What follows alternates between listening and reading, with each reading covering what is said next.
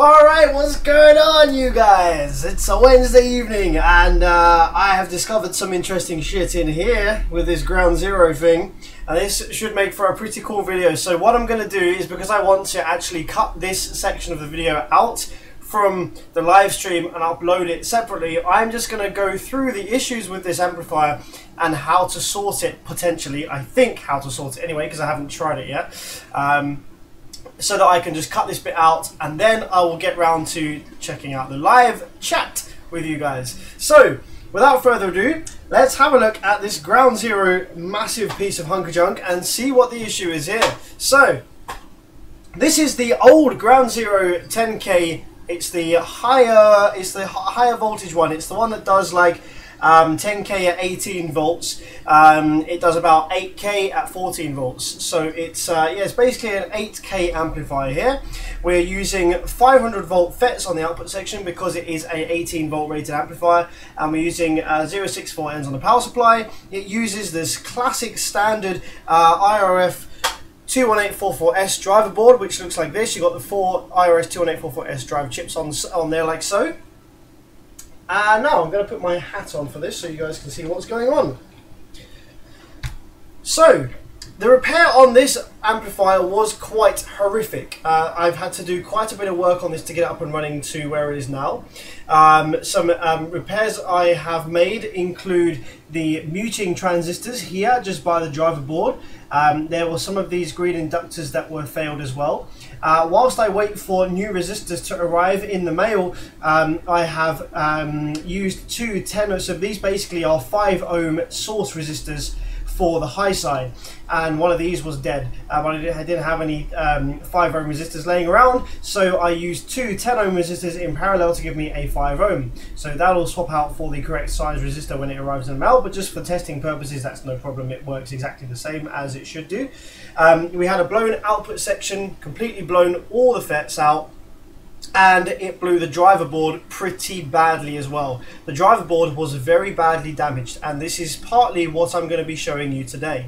So if we take a look at our zoom in cam, I will show you the driver board here and the repairs that we have made so far. So this amplifier is quite far into the repair process already. I've done most of this already, but I wanted to show you this from the start, from the bit that I found here with a couple of issues.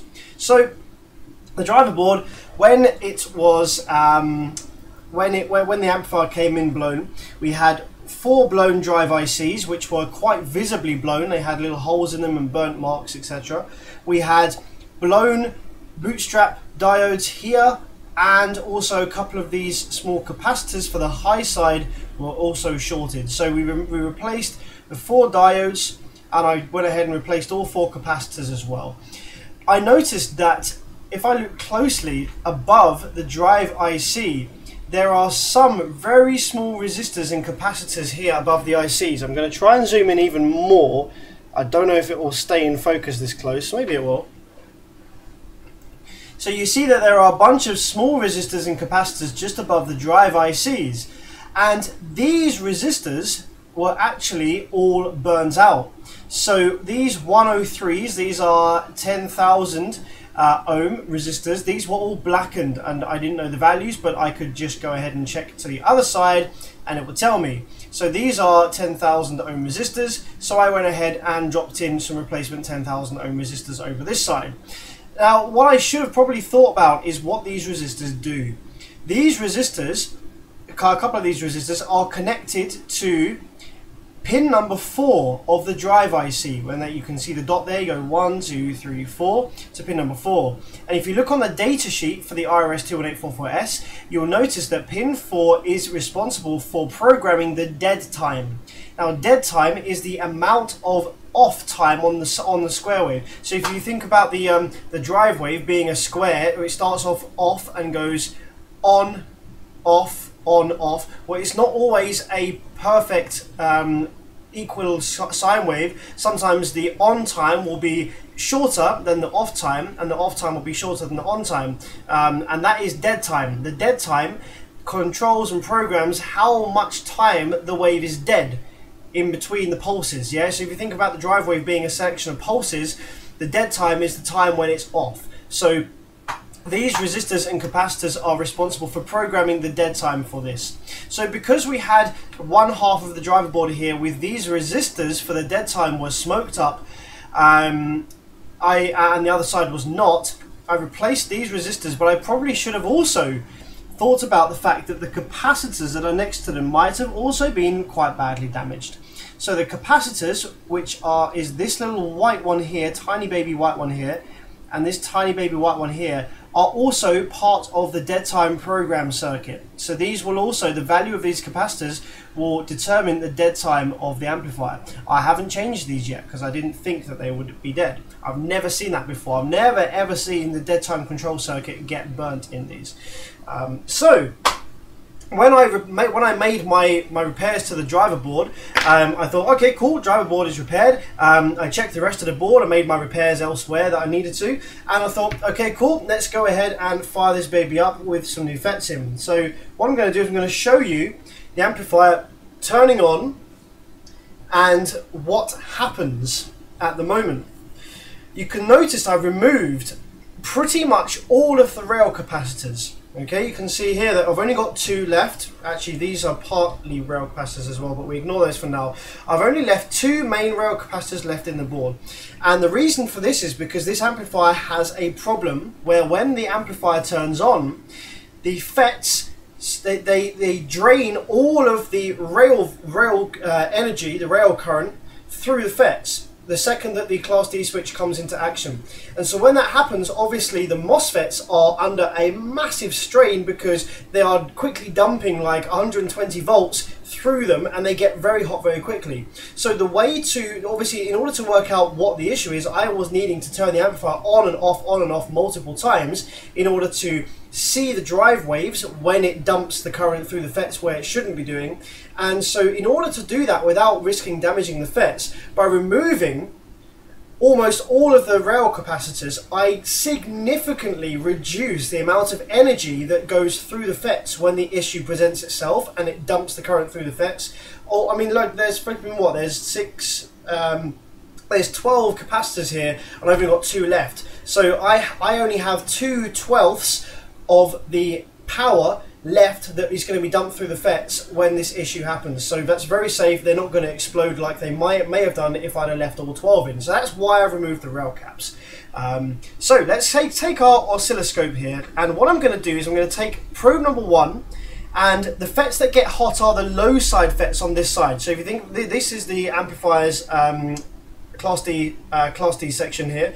And what we have is we have the bank split up into high side and low side. That's how the Class D works. It drives a high side and a low side FET. So you have a bank of high sides here, 3 high sides, and then so this is one sort of section. Yeah, this is split up into 4 sections. You've got, on the driver board, you've got 4 drivers, and then you've got 4 inductors and 4 banks of output that all kind of work together. So you've got this little corner here. This is 1 bank. And you got 2, 3, and 4. So each bank has a high side and a low side. So the high side are these 3, and the low side are these 3 on this bank. On this bank, the low side are these 3, and the high side are these 3. So we have high, high, low, and low in sets of 3 that are in parallel. And the same on the other side, high, high, low, and low. The ones that were getting hot, the FETs that were actually dumping the current through them, were the 6 low side FETs over this side of the board.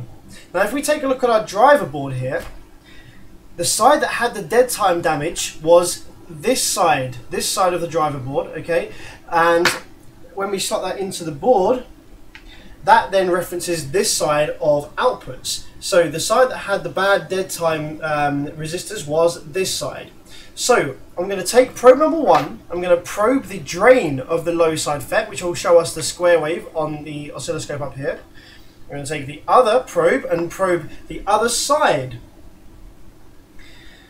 And we're going to take a look on our scope. If I turn my settings on so we can see both of these waves here.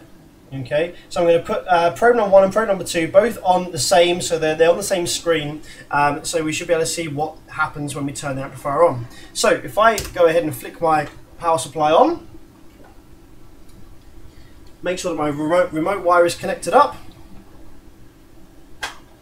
and we're going to go, oops, what's that in the way of my, there we go. So you can see there I've got the voltage, 9.8 volts, because that's a much safer voltage to use to work on the amplifier, and this is the current draw from the amplifier as we turn it on. So without further ado, let's hit the remote and I'll show you what happens.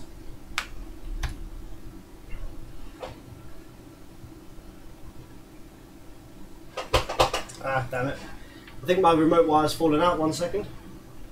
It was going so smoothly up till now.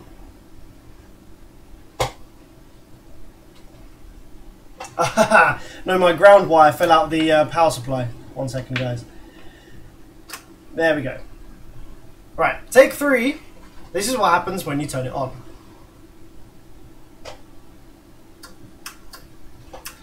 Did you see that?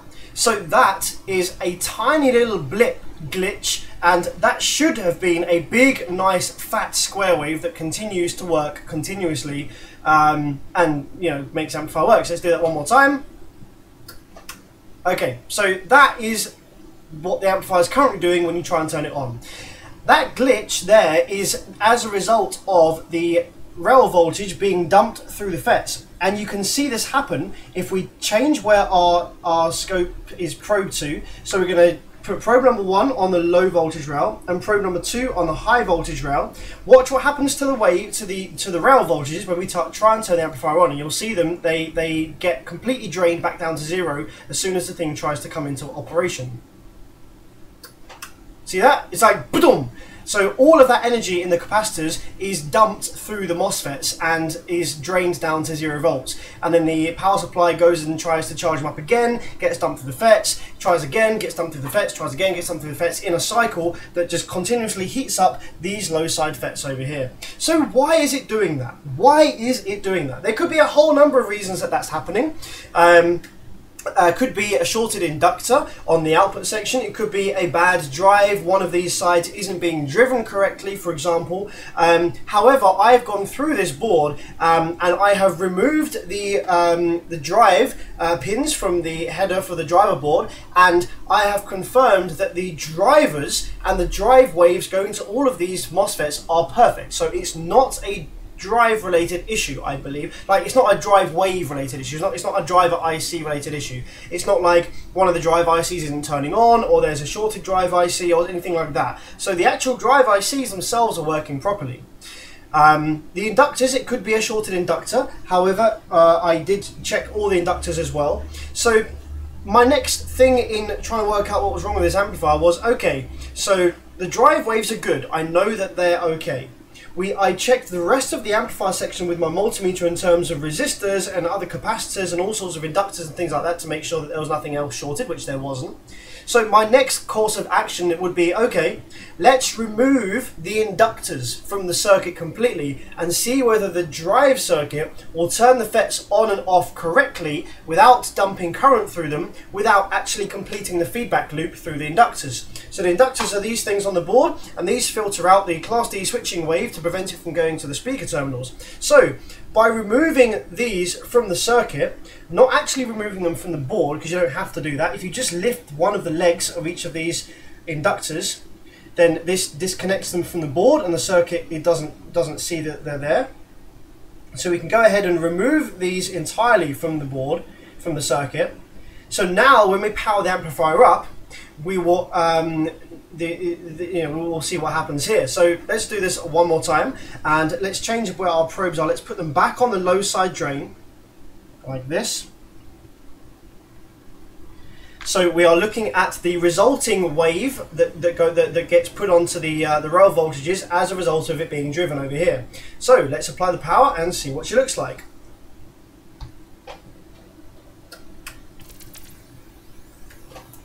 Okay, so yeah, that's really strange. So what we have on the screen is we have obviously probe number 1 and probe number 2 overlapped over each other.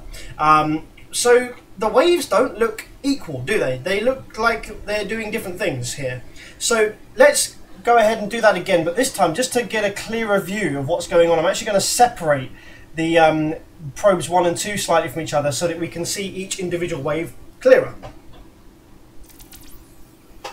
There we go. So you can see there that on probe number, I think it's Yeah, so on this probe here, which I think should be probe number 2, hopefully. Damn it, let me do this again. Okay, it's probe number 1. So probe number 1 over this side, okay.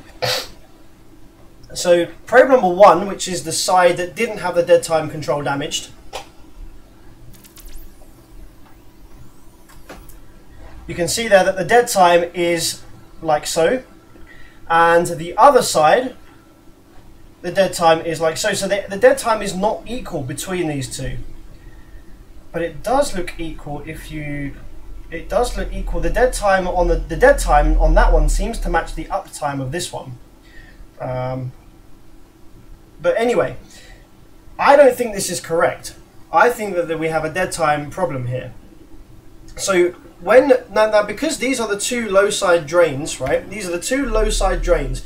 They go through the inductor. Okay, they go through the inductors and they meet in the middle. So at the moment, each bank of 4, each separate kind of corner of this Class D amplifier is separated from each other. So the wave that comes out of these fets, that comes off of this inductor, isn't connected to this inductor, which isn't connected to this inductor, which isn't connected to this inductor. As soon as we put them in the board, all of these waves merge with each other. You see? They all become part of the same output, and this wave is what the audio signal rides along. So the purpose of the inductor is to get rid of this big R square wave and just leave you with an audio signal.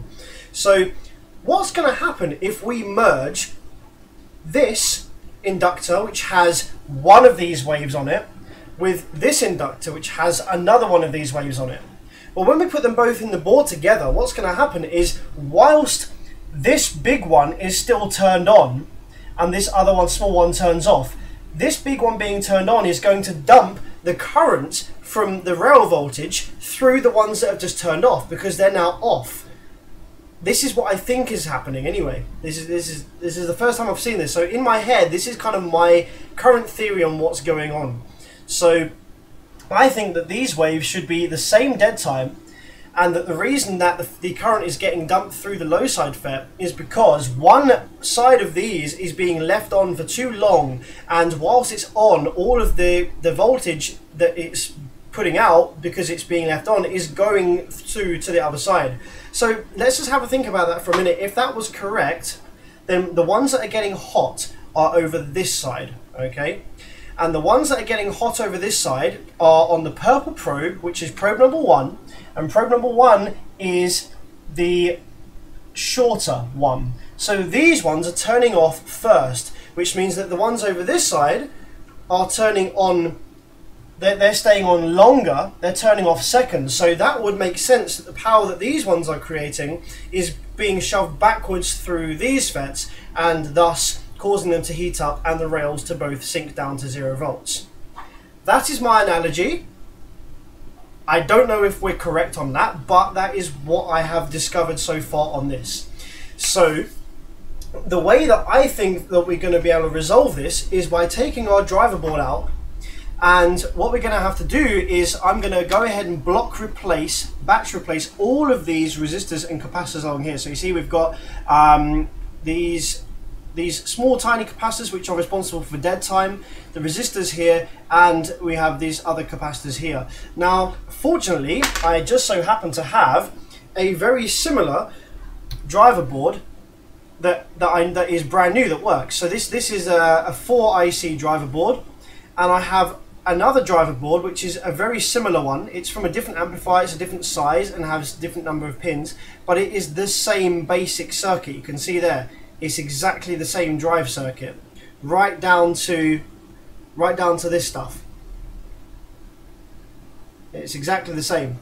It does use very slightly different value resistors, so I imagine that this driver board will give the amplifier a different operating frequency or something perhaps than the original one. But I'm thinking if we take all of the components from this driver board and put them onto this one in terms of the dead time control area, then any differences between these components due to being damaged should iron themselves out. So that's my logical thing that I am going to try in getting this amp up and running. Okay, that's enough talking. Let's take a look at the live chat and see what people are saying this evening.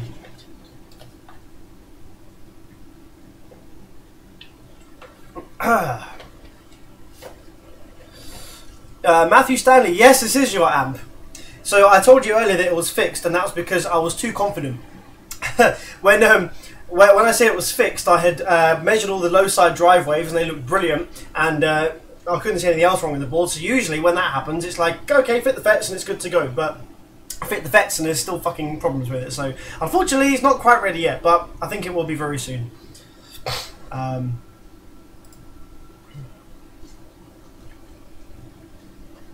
Mouse isn't working. From Barbados, good evening to Jason. Hello to all you guys on the live chat that I'm scrolling up through just now. Nice to see you all here. Looks like we've got a pretty decent stream this evening. Jesse is on the stream once and again. That's awesome. Good to see you, Jesse. I hope you've been well. Giant, I guess I'm going to watch it all night again. Well, hopefully I will fix this in the next few minutes by changing over these capacitors, and you won't have to watch me for the rest of the evening. You can get a good night's sleep. Head cam is killing me. Oh, sorry, it's kind of wobbly, isn't it? Like, there's no stabilization on the head cam, and obviously it's connected to my head, so I move my head a lot to see what I'm doing. So yeah, I guess the head cam is kind of a bit annoying because it's super wobbly. But guys, let me know what you think of the head cam. If it's too shaky, then I'll try and think of something else to do. Maybe like a shoulder cam that doesn't move as much, or like, or I could strap a camera to my wrist or something like that. Just because, you know, something to give you a perspective of what I'm doing. So if you don't like the head cam, then let me know and I'll see if I can change it for something else.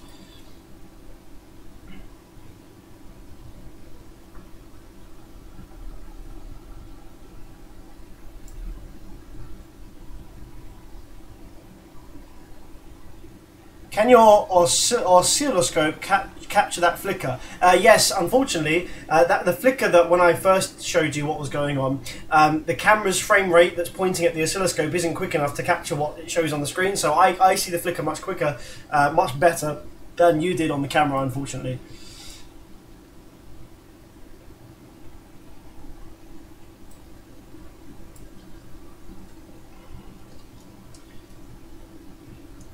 Hey Sam from Oklahoma. Ah, good evening, Cody. I was recently in Oklahoma with Digital Designs. Would it be cheaper just to get a new driver board? No. These driver boards cost, well, they're not, for a start, they're not actually available to buy anywhere. And secondly, they're about between 80 and 150 pounds. And for me to make a repair on the driver board is super fast and super cheap. So, much easier. I have all the bits here.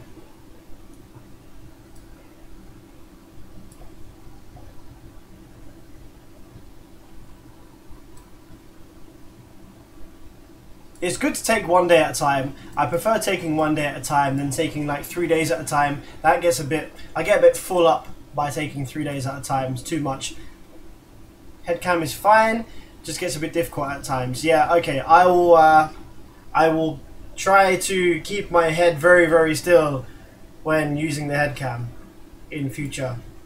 I have to remember that I've switched to head cam. Okay, cool. Right, cool. That's the end of the live chat. Any tips on an O-scope? Should it have more than one channel? Yeah, having a dual channel scope is super duper useful. Try and get a 2-channel one. Try and get one that has digital functions like storage and pause, start, auto store. Has multimeter functions built in like volt RMS reading and frequency readouts and stuff like that. Very useful.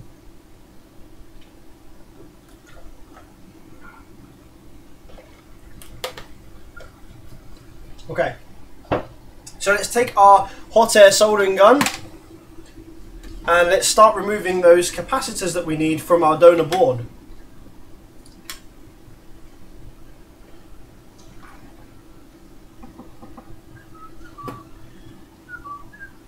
Okay, so let's try and do the head cam really steady then. Actually, no, rather than the head cam, it probably makes more sense to use the zoom in cam. If I can mount the board properly in view whilst I'm taking these bits and pieces off here. There we go, that probably looks better.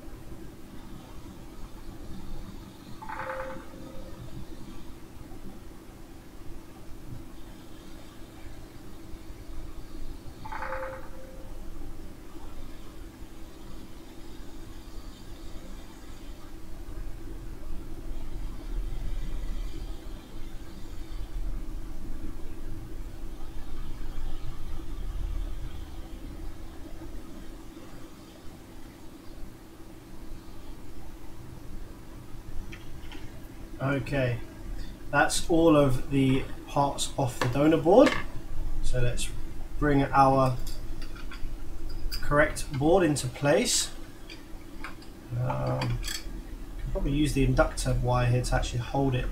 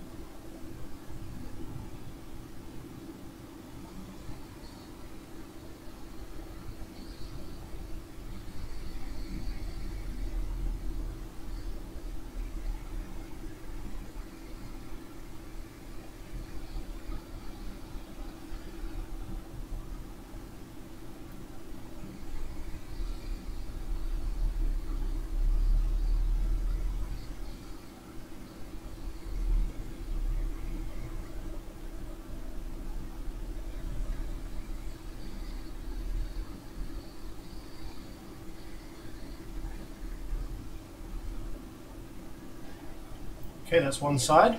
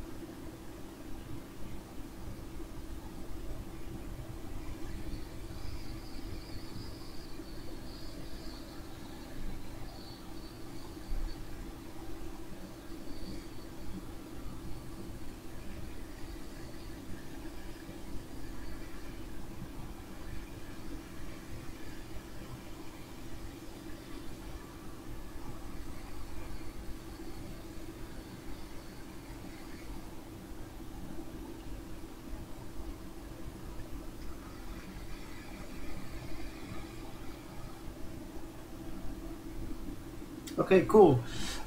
So you might notice I didn't bother to refresh the solder pads there. And that's because with this sort of stuff, I find it easier to actually just do that afterwards, using the small thin tip on my iron, and basically just run solder onto the components themselves.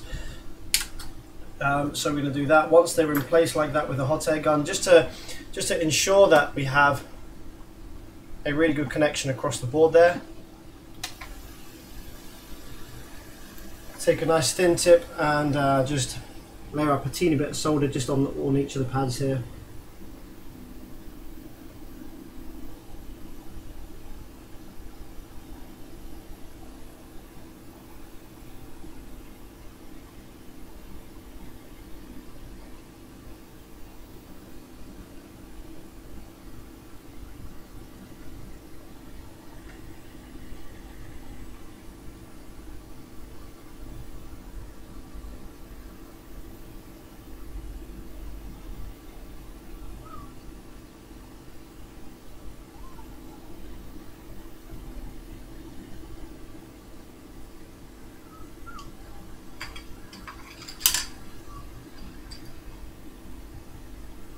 Afternoon, Seth. How's it going, my friend? I highly recommend, whilst I'm faffing around with this, I highly recommend scrolling back in the video in this live stream and watching the first sort of 10 minutes or so, because I explain what the hell is going on with this amplifier, yeah, you can see the issues there and why I'm doing what I'm doing here to attempt to repair.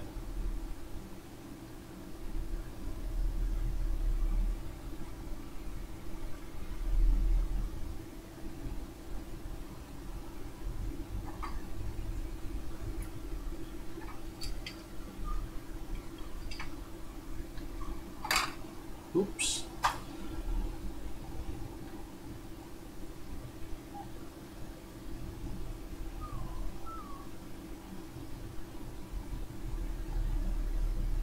I've got a feeling this board might be I think it's Korean, but it could be S&I. It could be Chinese as well. It could be a Chinese board.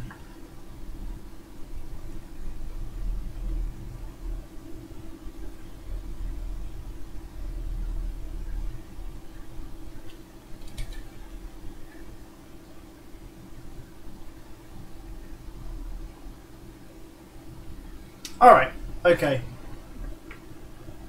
So that is the new bits and pieces put onto the driver board. So let's just have a look at that, wait for that to cool down a minute.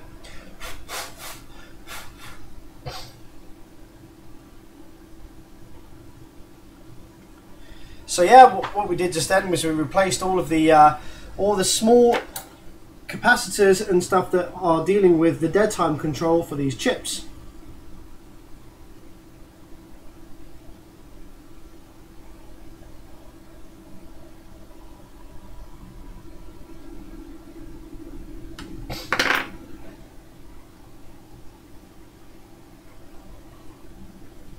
I'm not soldering SMD with a wedge tip. It's actually a point tip.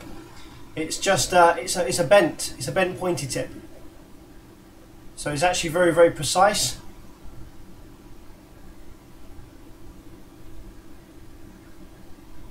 And I like it because you can kind of get under things, you can get into the corners and stuff because it's got a point on it.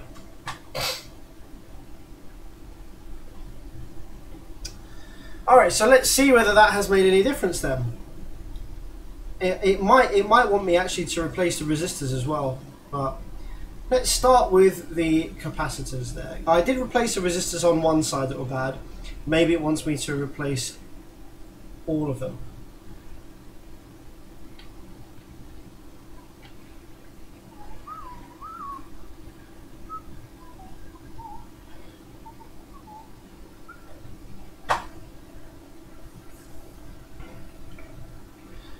Okay, you ready? Let's see what happens. What do you reckon? Do you think it's going to be different or do you think it's going to be the same? I got a feeling it might be the same because I think it's going to be one of those evenings. Have you ever used the soldering tweezers? Yeah, I find them a bit of a nightmare, to be honest. I've never got on with them too well. They just take forever. I mean, there may be some soldering tweezers that are better than others, and I've just not used very good ones, but I didn't really get on with them very well. Okay, let's hit this and see what it does.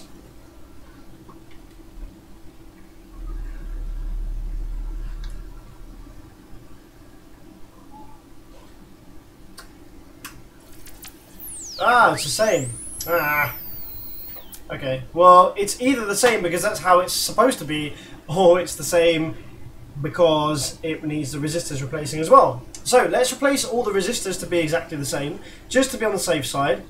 And then if it's still the same again, then I'll assume that my hypothesis is completely incorrect and that is how it's supposed to be.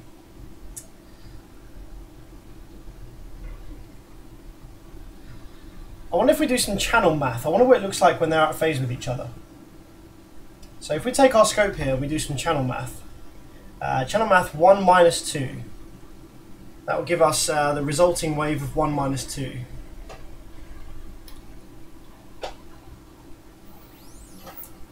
Well, what does that look like? Okay, no, maybe it wants 1 plus 2. Meh. No. 1 plus 2 or 1 minus 2 all looks a bit much, really.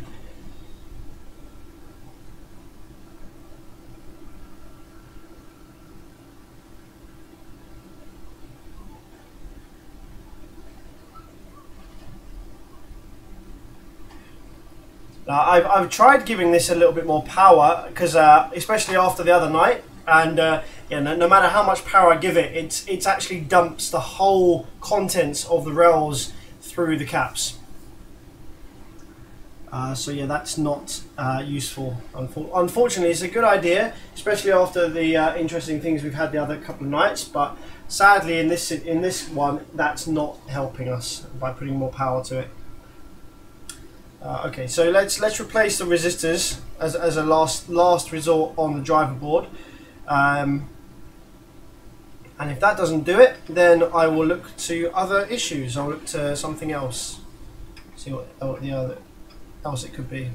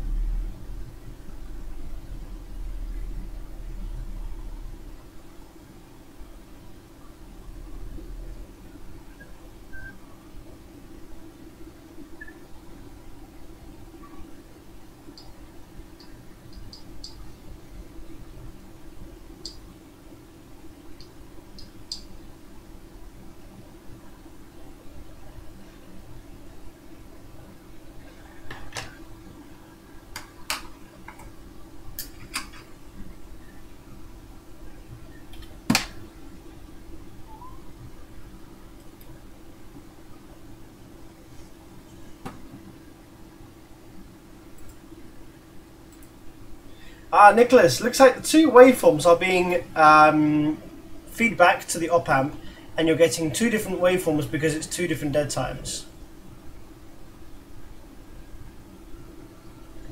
Yeah, that's what that was my thought, was that the dead time was wrong and we shouldn't have two different dead times. You see, I'm not sure that I've actually done this with an amplifier before, where we've had the inductors out and I've looked at the two different low sides of either side.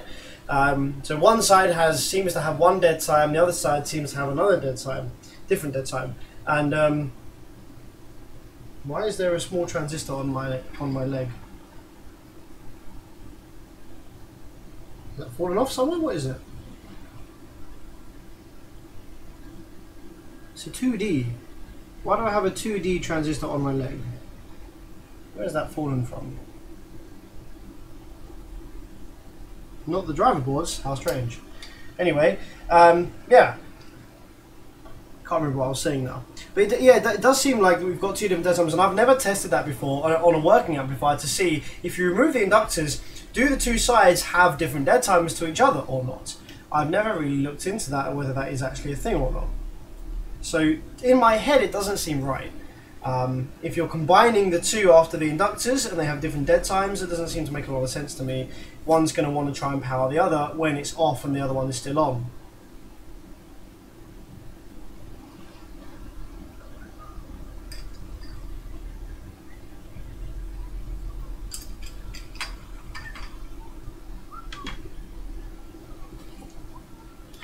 Nicholas says the waveform should be symmetrical. Awesome! Well, that is a cool thing, because that means that we're kind of on the right track here then, and my theory isn't completely wrong.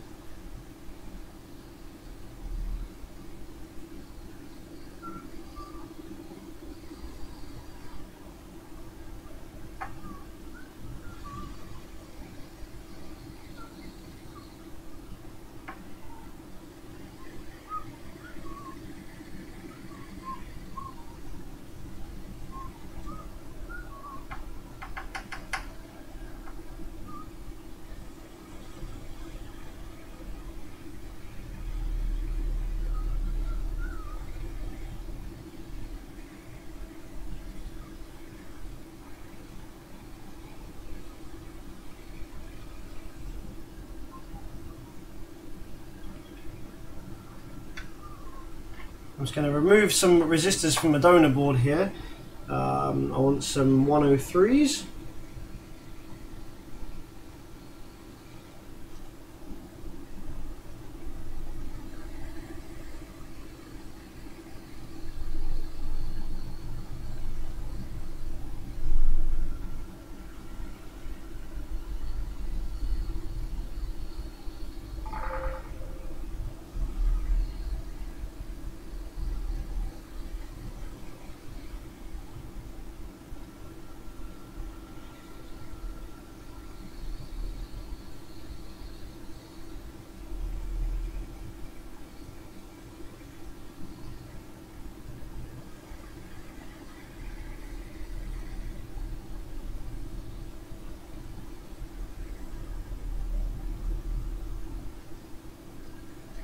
Okay, so that's the resistors replaced. So that's kind of the last thing that I'm going to try with the driver board, because I've pretty much replaced everything else. If we take a look at the driver board here, I'm going to do it with my tweezers because it's still going to be very hot. So if we take a look at the driver board here, the things that we've replaced on the driver board are all 4 drive ICs. We have replaced all 4 of these, I think they're the bootstrap diodes. We replaced all 4 of these capacitors here, 1, 2, 3 and 4.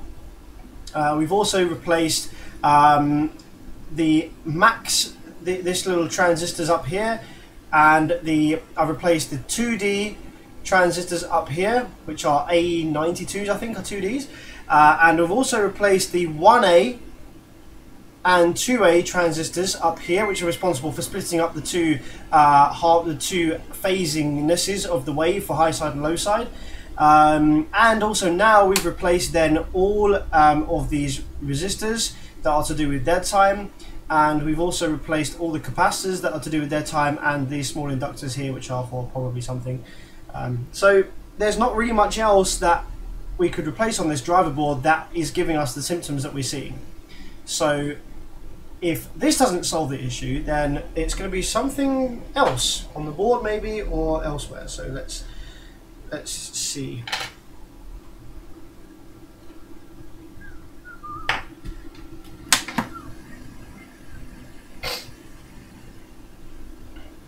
one of the IC's dead time is off, either dead time, resistor or IC. Are the signals going into each IC identical and timed right? Could also be the input filtering components. Interesting.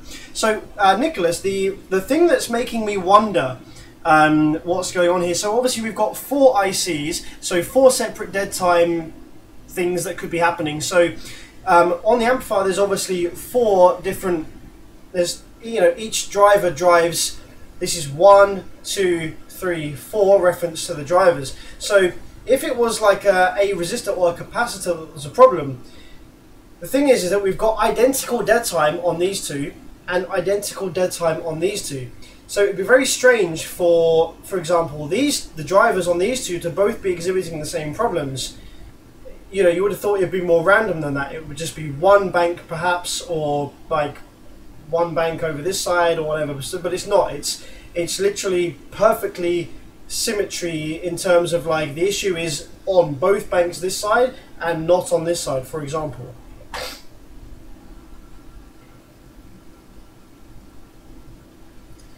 So let's plug Sir back in.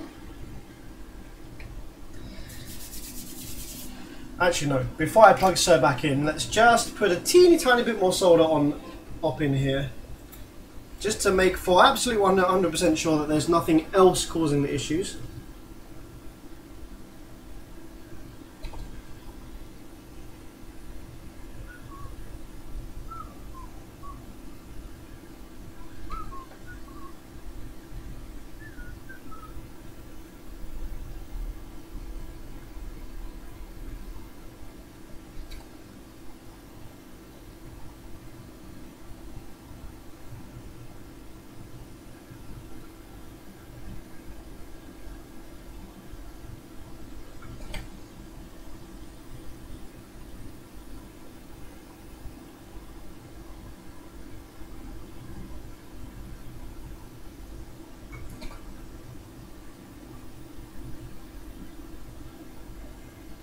So I actually have a known working one of these amplifiers sitting on the bench up there.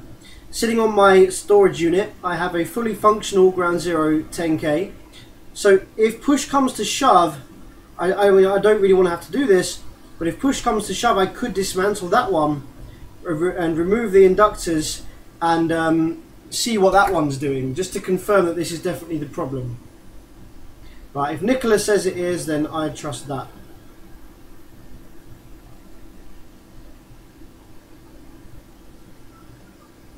Okay, right, so yeah, let's plug it back in then, and let's see if changing the resistors did anything at all. Ow.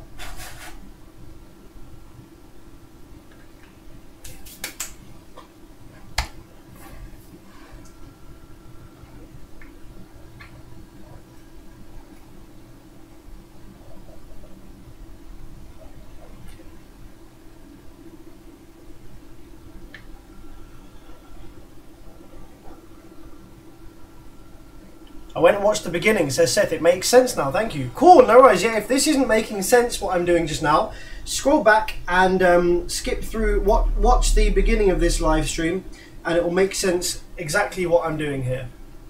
Yo, Tom. Okay, cool. Let's give it power and see what it's doing. Oops, keep changing that.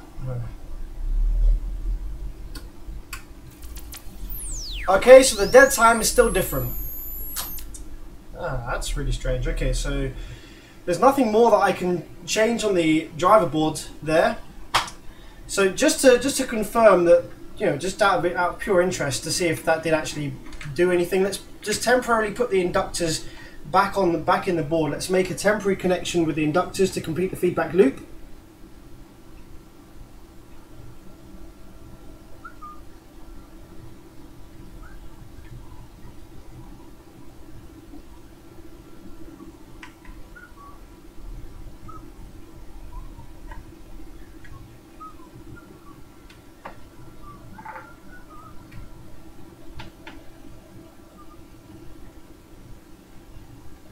They don't have to be soldered in properly as long as they're just touching the board, because there's no current really being drained through the inductors at the moment. They're just completing the feedback loop. So as long as they're touching the board, that's all that I really care about at this moment in time, because I don't want to keep having to solder and desolder them every time. because at the moment we're working on it with the inductors out the board. That's how we're working on it at the minute.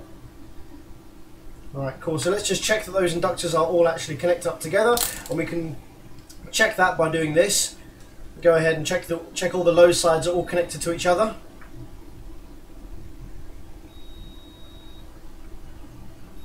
Okay, cool. So all the low sides are currently connected to each other, so that means that all the inductors should therefore be connected to each other.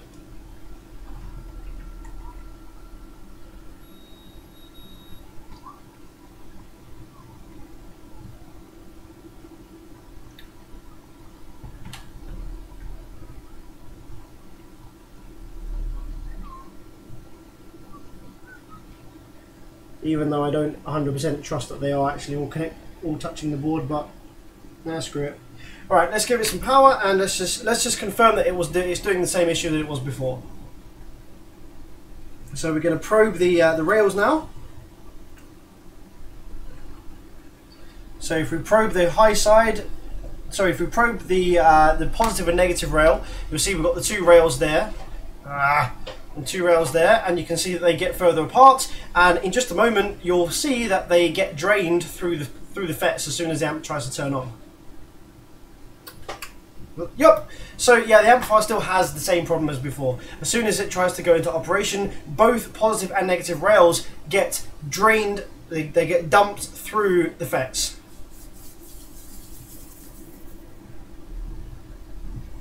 I thought the inductor was part of the feedback loop, because when you remove the inductors from the board, the oscillation frequency changes in a lot of amplifiers. So I thought that it used the inductor, it picked it up behind the inductor.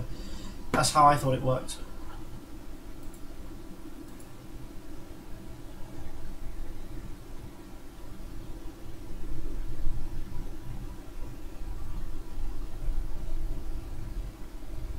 Check if you have DC offset on the modulator input. That's actually a good idea.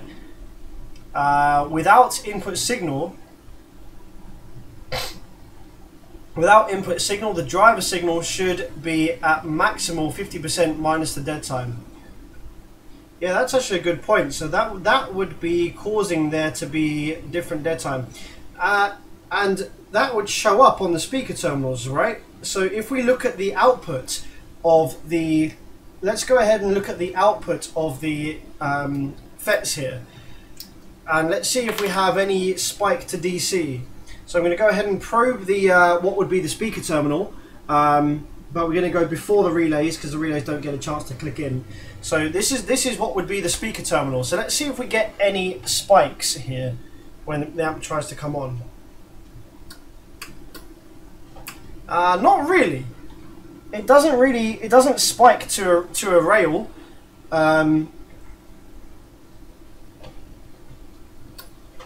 I mean, a tiny bit to negative rail, but like that's like a couple of volts. It's nothing. It's not like the speaker terminals going to one of the rails.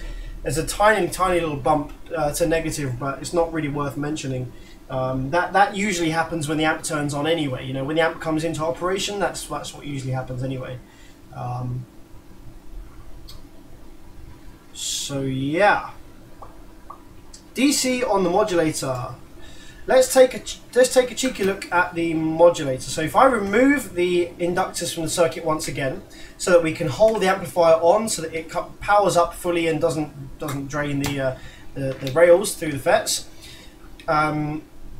Let's take a look at our modulator output from. So basically, the driver board has a pin which is the output of the modulator. So if we probe that, we should be able to see if there's any DC on there or what's going on with that.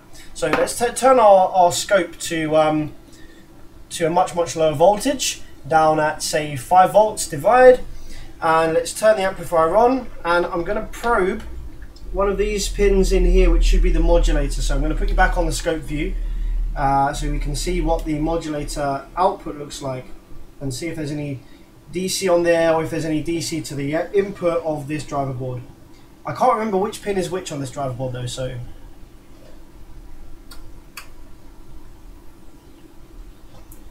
Okay, so there is some DC there, but I can't remember which pin that is. I think this might be the, this isn't the modulator pin, I don't think. That's the positive 15 volts on that one. There we go, that's the modulator. Let's clean that up a little bit. It's got a bit of noise on it, but that's probably just to do with the way my scope's grounded. So that's the modulator output. Looks like it's not 100% 50-50 there. It's not a 50-50. There is quite a bit of noise on that. I think there's a lot of noise on this as a whole, actually. So I think there's just noise on the power rails and the way that my scope's grounded. So we're going to ignore those spikes there for just a moment, and we're just going to look at the square waves as if they were clean. So we've got a 64, 65 kilohertz wave on the modulator output. We've got our negative 5 volts. We've got our what's that? That looks like the audio input, perhaps.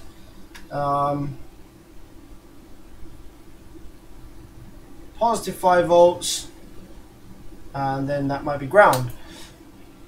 So I don't think we've got any DC on the speaker input. I just had a quick thought. One thing that I want to try. I've had it on occasion where these amplifiers don't like being turned on without the RCA sister board attached. And it's to do with the audio input. So I'm going to go ahead and just slide the board for the RCA inputs on, which is this little thing here.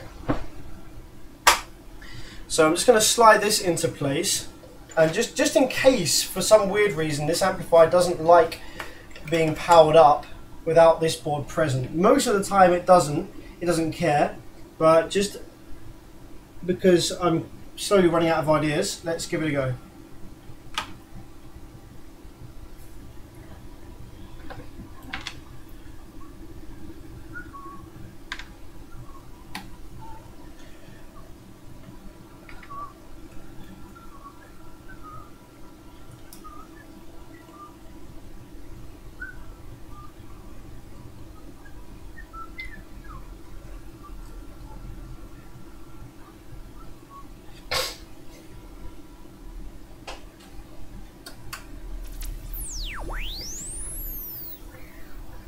Okay, so there's no change there. That looks exactly the same as it did before. That was 7 amps that was drawing then. I'm sure that was quite a bit more than before. Wait a second.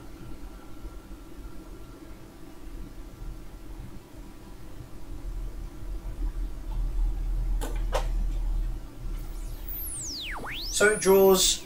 Oh no, it is the same. It's the same amount of current. Okay, no worries. So, just out of interest then, let's put this board back in and connect the inductors back up.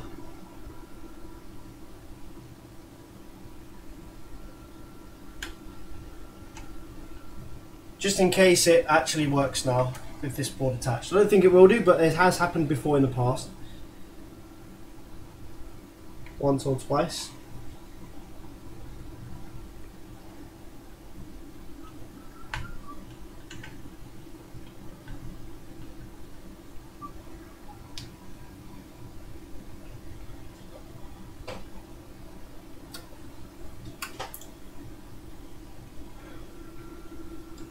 Okay, no, I don't think so.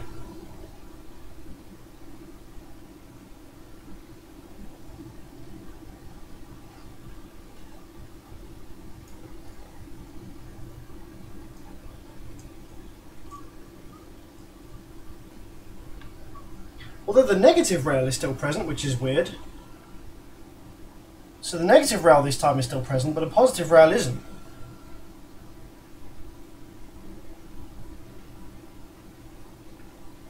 Okay, let's give that another go. I'm going to give it a bit more current this time. I'm going to allow about 14 or 15 amps to pass. I'm just going to let the FETs cool down because they've when the inductors aren't connected to the board, it actually runs a little hot. The FETs do run a little bit hotter than they should. And I'm actually just going to apply a tad of solder to the inductors because that did act a little bit different just then to how it was before when I plugged that RCA board in. So just out of interest, let's put a tiny bit of solder onto the inductors just to secure them to the board properly so I know that they're definitely connected. And let's try and turn the amp on again.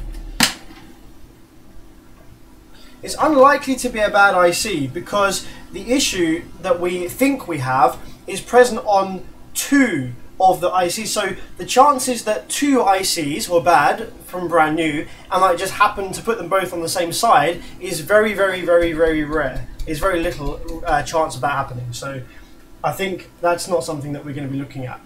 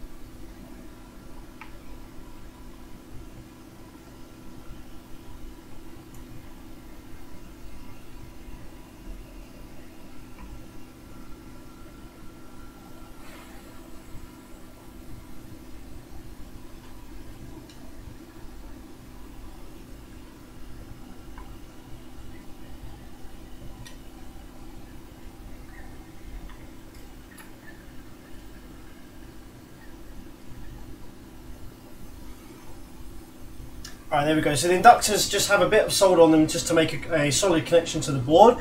So I'm going to power up again, and we're going to give it a fair bit more current this time than before. And I'm going to monitor the rails here and see what happens. I'm going to give it just under 15 amps, and let's crank it to 10 volts there.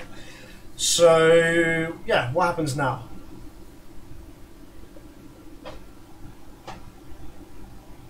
Huh? Why no positive rail?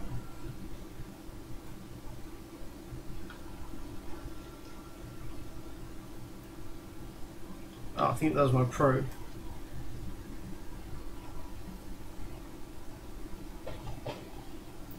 Okay, no, so it still does the same thing. So, okay. Okay, so it doesn't care about having the sister board attached, so we can remove that now.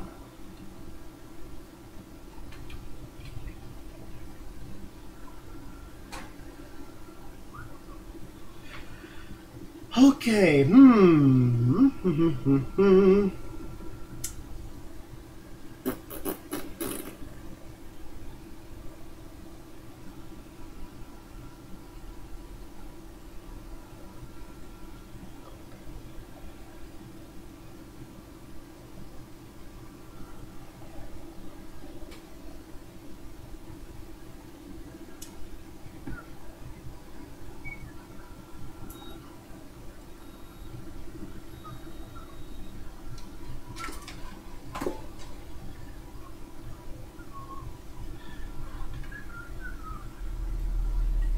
Okay, what's next on the agenda to try then? So we still are of the belief that having the dead time different is bad. And that would usually be a driver board fault. But yeah, I can't really see any other issues on the present on driver board. So let's disconnect the inductors again from the board, and let's probe some stuff on the driver board and see if we can see anything funky going on there. The feedback resistors are the ones on the source of the high side, correct? because I did check those. One of them was bad ages ago when I first started looking at this amplifier, and I repaired it. So all of the I think the feedback resistors you're talking about are the 5 ohm ones that are on the source of the high side that go to the driver board.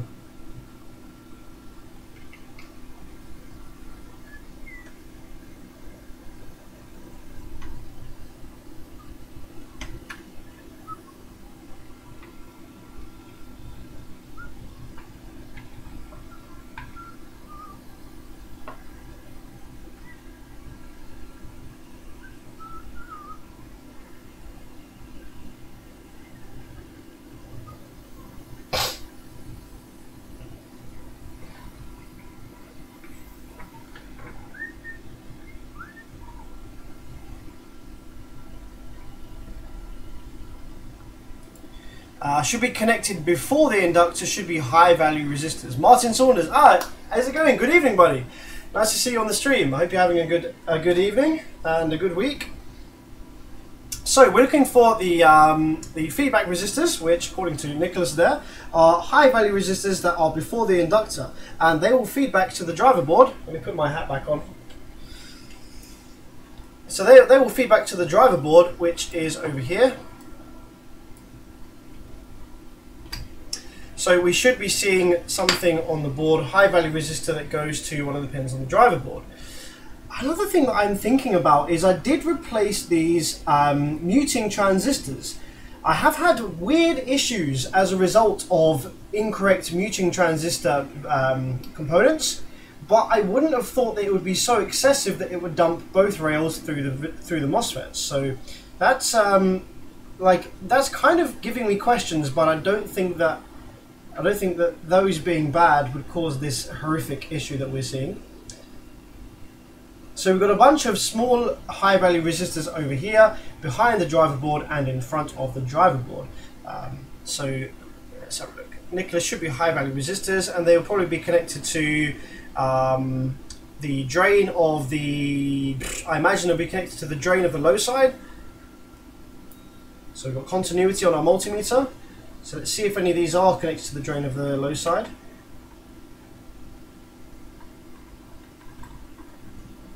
Nope. The muting transistors are connected to the rails, or are connected to one of the rails. Yep, so the muting transistor is connected to the, is it the low side or the high side rail? One of the two.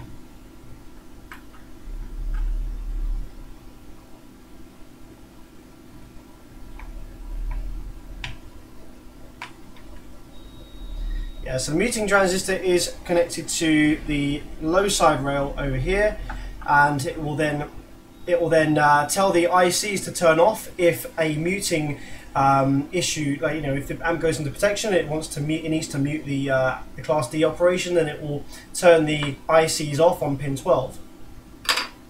But that wouldn't cause DC. That wouldn't cause the rails to dump themselves through the MOSFETs.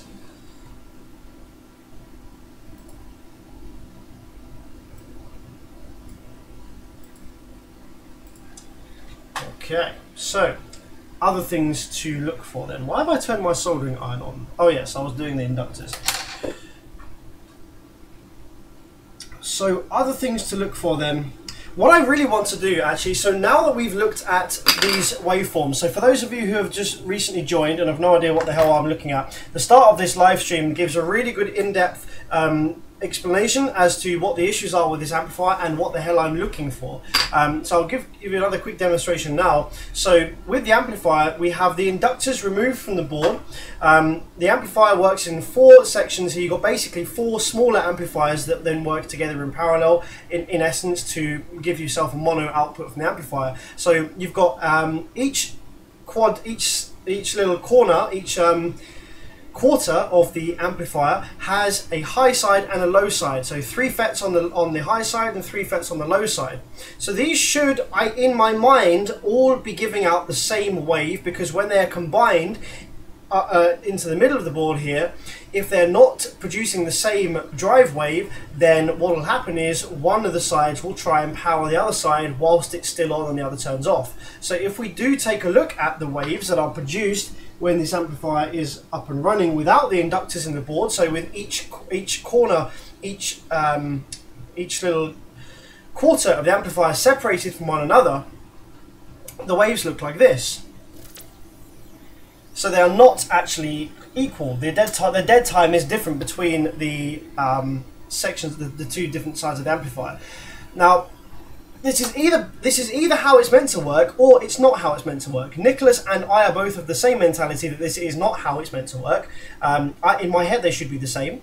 But the dead time is strangely equal but flipped. So if we look at this here, we've got the dead time of this one here is matching the on time of this one. And the dead time of this one is matching the on time of this one. So they are kind of the same, but they're just like not in the correct phase or something, or they're not the right way round. It's almost like one of them's upside down or something. So yeah, interesting and weird, but that's the kind of thing that I think is not correct at this point in time.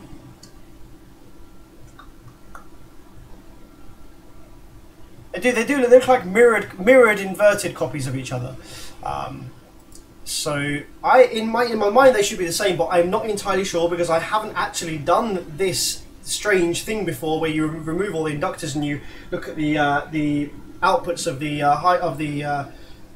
the low side FET there. So just out of curiosity, let's see what the high sides are doing. They should be doing the same. If we probe if we probe the gates of the high sides, they should be doing the same thing. Yeah, if we probe the gates of the high sides, they should probably do the same thing. Yep, same thing. So yeah, that's how the thing is trying to work at the moment. What I'd quite like to do is get a smaller amplifier that is easy and quick to take apart that I can actually confirm this with. I do have another one of these amplifiers, I think. Oh no, did I give that back? I gave it back. So I might go ahead and actually take a look at, see if I've got another amplifier somewhere that uses this drive circuit that I can just quickly remove the legs of the inductors from and see how it's meant to work. I'm just going to go take a quick look at my bench over here.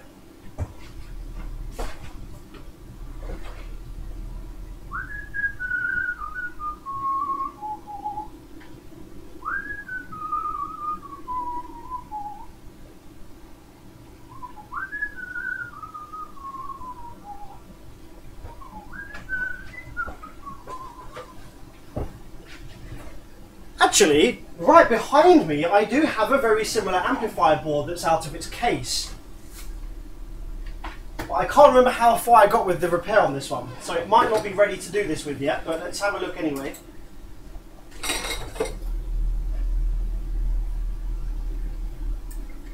So this is another ground 010K, but it is a slightly different revision. As you can see, it's not quite as big. Now, what was the issue with this one?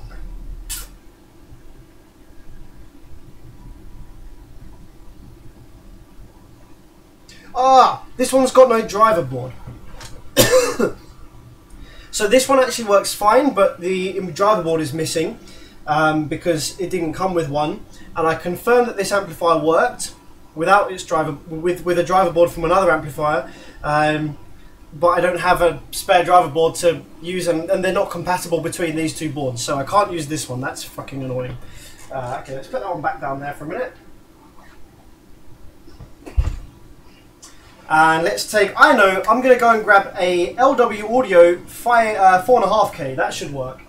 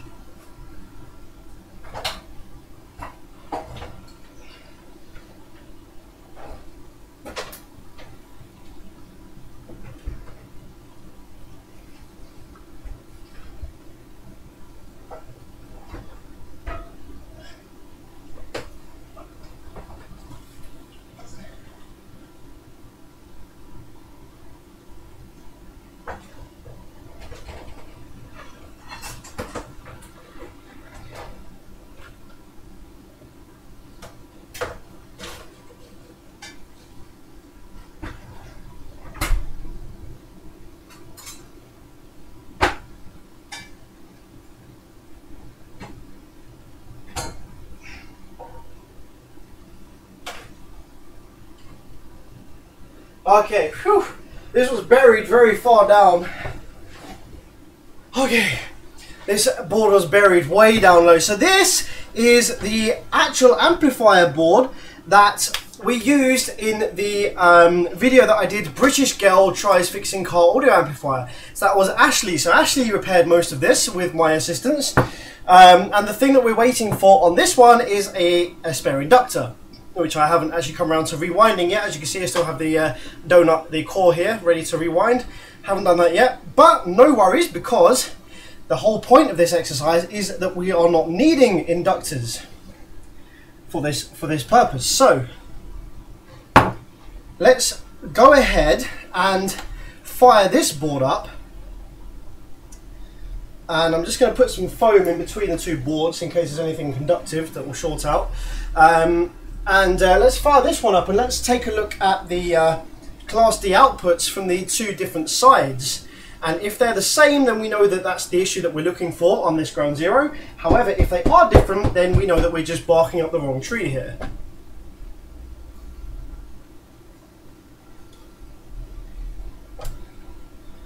Yeah, all boards are slightly flexible, it's no big deal.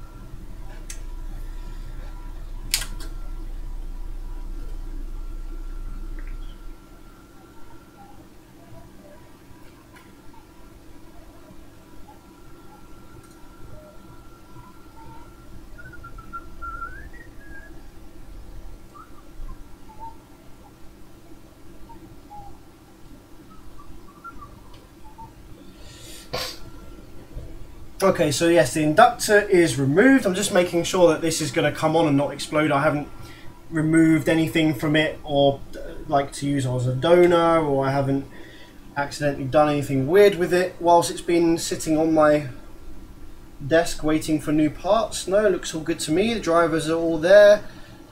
Transformers there. Driver board is there. Okay, yeah, I think that's good to go. I think we're ready to turn this bad boy on. Okay, cool, right, yeah.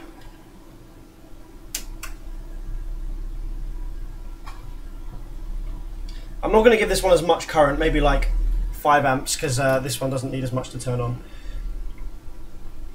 These are half-bridge amps. The waveforms must match each other on each set of output stages, says Nicholas. Okay, cool. That's what I think as well, but I always doubt myself, and so I have to see something in front of me doing the thing to feel content that, you know, that's what I think, and that's what's actually happening. So I'm going to check it out on this amplifier. So yeah, without further ado, let's turn this one on and see what the waves look like on opposite sides of the board.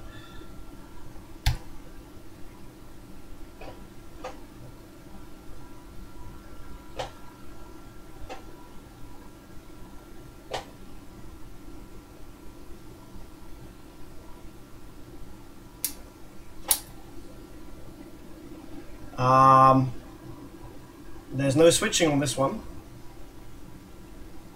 Is there supposed to be switching? I can't. That's the thing, that I did this one such a long time ago. I can't remember how far I got with it, but I'm pretty sure that we had switching on the rails, on the outputs. Maybe I need to drive an audio signal into this.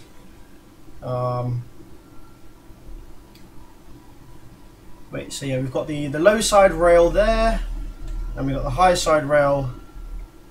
Should be, where's the high rail? Here. Oops.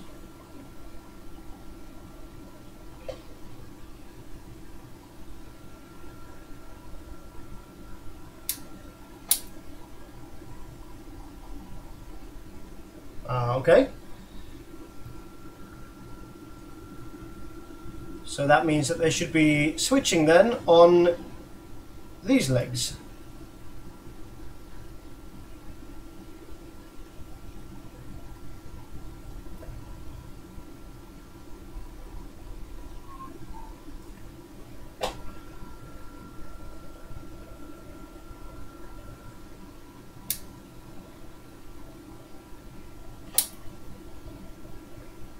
Wow, okay, so that goes all the way down to negative rail. I think this amplifier needs a audio signal.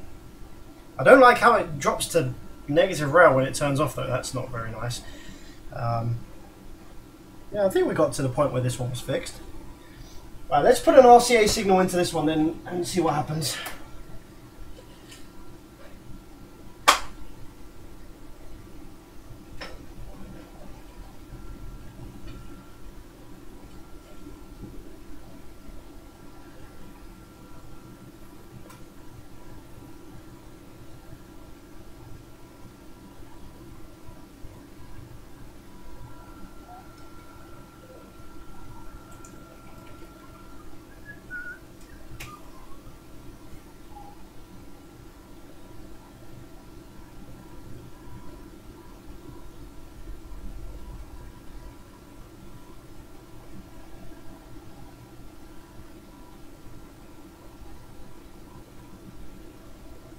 Okay, function generator on the phone, and let's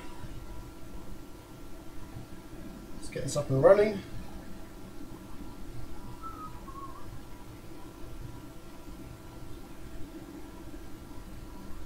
£40.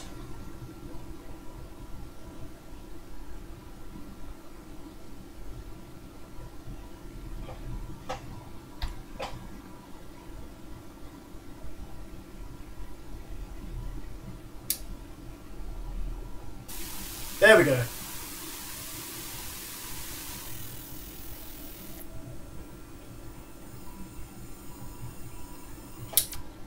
Okay, so yes, it is actually the same.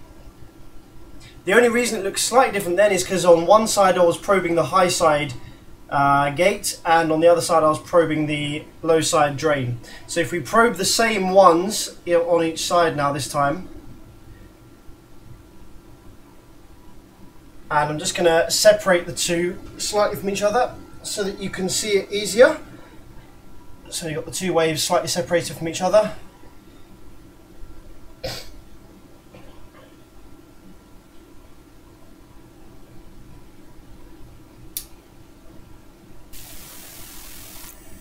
There we go. So Nicholas is right. Yeah, they should be exactly the same phase and dead time. So the fact that they're not on our ground zero amplifier is the problem, which isolates it to the driver board, I think. So that isolates our problem to the driver board.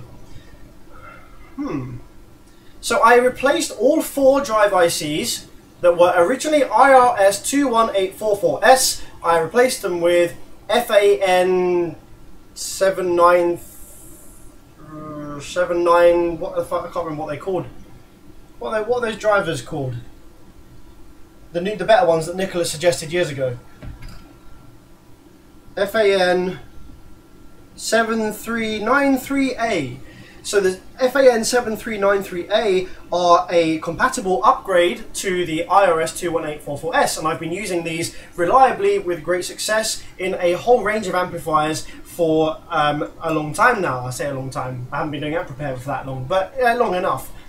So I don't think that it's the FAN drive ICs that are causing the problem, but because we are now pretty much blaming our driver board for this problem, I don't really have much other choice other than to put the original IRS 21844S into the board, obviously some new ones, but the original part number. The only other thing I can think of is that I might have screwed up with the placement of these transistors at the top here. So we've got a 2A, a 2D, yes that's correct, an MAX, yes that's correct, and then 1A, yep, and then a 2D and an MAX. Yeah, so the transistor placement is correct at the top there. So if we take a close look at this driver board, maybe we can see what's going on with the circuit here. So yeah, we have the drive ICs, and the parts that I replaced earlier on in today's live stream were what controls the dead time of the chip. So this is the chip here. Why is it out of focus? Maybe it can't focus in that close. That's a bit better. So the chip here, we have the IRS21844S or the FAN7393A. Pin number 4, which is this little pin, 1, 2, 3, 4. This little pin here is connected to this resistor up here and this capacitor here. And these two work together to set the dead time for this drive IC. So we've replaced, but all of these, actually, fuck it, we've batch replaced all of these components at the top here for all of these, both on this side and both on this side. So the only thing left to perhaps do is just to, I mean, I've replaced all these diodes as well, and these capacitors here, but I could replace them again and replace the drive ICs again once more, and I don't know what else to change. I mean, the generation circuit, the PWM generation, is done here in the center of the board, and what we've got here is we've got a 072C, LM211, and a 393 or a 293. So the 293 to do with protection, I don't think we need to worry about that just now. So we've got an 072C and a 211. So I could try replacing those in case it's something that's wrong between those. But if there was a problem between those, then the same issue would appear on both sides of the board, I think. And because it's not appearing on both sides of the board, I don't think that it's in the generation. I think it's in something to do with the way that it's splitting it to either side. And interestingly, the only differences between the sides of the board, so this is one side of the board, and this is the other side of the board. This references here, so like this side of the board is responsible for, like, for example, this side, and the other side, this side of the board, is responsible for this side.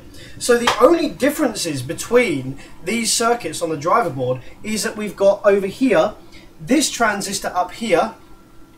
This transistor is a 1A, and the transistor on the other side is a 2A. That is the only differences between these two sides of circuit.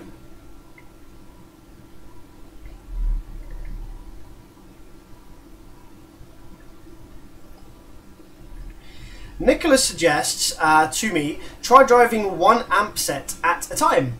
Okay, that's not a bad idea. So what we can do is to drive 1 amp set at a time, and this is very lucky that the driver board is in headers for this, because we can bend the pins out the way and drive 1 amp set at a time, like Nicholas suggested. So let's take our LW board away, because that is repaired. Just needs a new inductor, which I'm taking far too long to sort out. Because this isn't a customer repair, this is a board that belongs to me, so it's not very high priority in terms of my workload.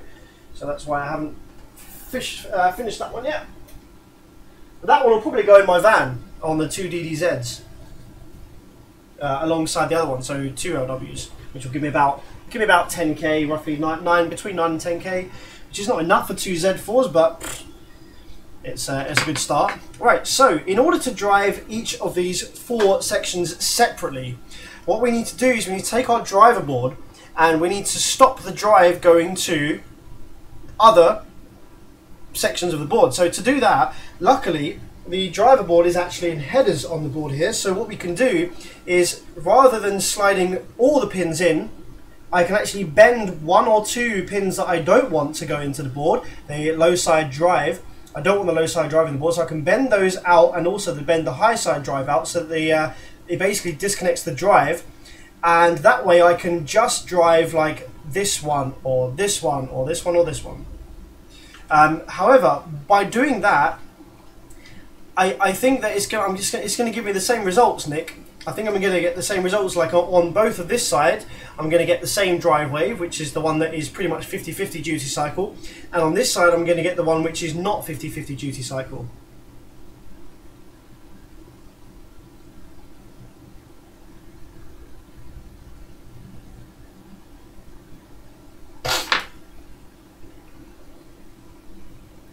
I'm just going to humour myself for a moment.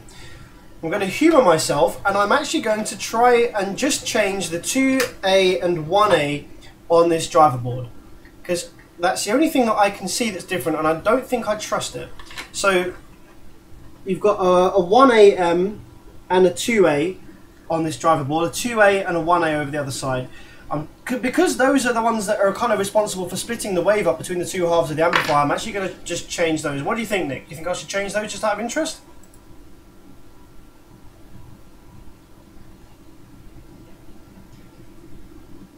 Make sure you ground the MOSFETs not being used. Yeah, fortunately, these MOSFETs on the board, they have a pull-down resistor which is connected across the gate and the ground for that MOSFET. So yeah, they won't be, you know, residual current won't build up on the gates. That's a very, very important thing to know, is that if you've got a MOSFET that has voltage on its source or drain or both or whatever, one or the other or whatever, then by having the gate disconnected to anything, like not connected to anything, like lifted from the board, what happens is that current finds its way and it accumulates like static charge or something. It accumulates on the gate and it finally gets to the point where the gate turns itself on fully, like, and dumps all of whatever voltage is on the source down to the drain.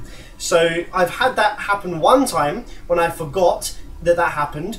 Like, this was long ago when I was first doing amp repair, and I thought, oh, I need to lift the gates, I need to disconnect the MOSFETs from the circuit. So I lifted the gates only off the MOSFETs, but left the rest of the thing connected.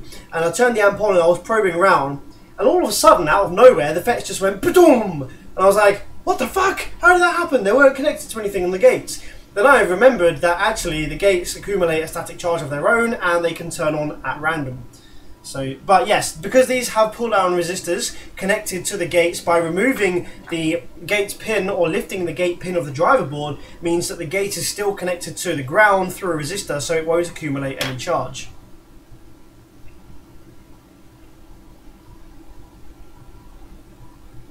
Yeah, 50% duty cycle is how it should be. Based on this LW audio that I just tested down here, that was about 50% duty cycle, wasn't it? If you remember seeing on the scope there. So I think that the problem is this side, the one that isn't 50% duty cycle. No, it's this side that isn't. Which side is it that isn't 50%? This side's not 50%, isn't it? Yeah, this side is the one that's not 50% duty cycle. So that one's the one that's the problem, perhaps. But it could be either. It could be not 50% duty cycle. It could be that it's intended not to be.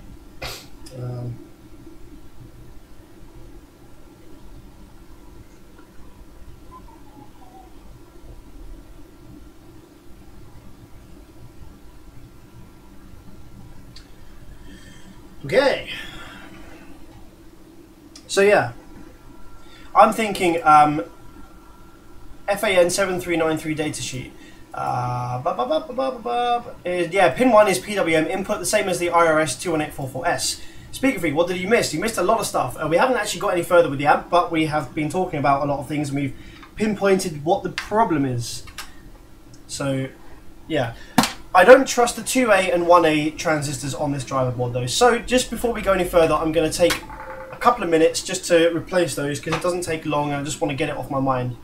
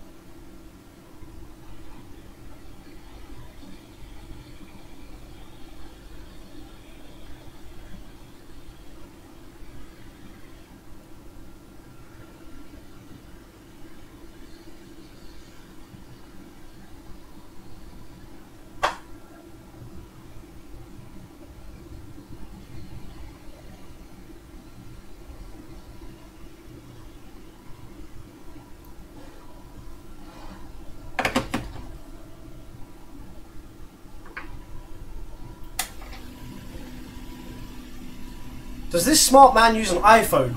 No, definitely not. No, no thank you. I wouldn't be caught dead with an iPhone. I use a flagship Android.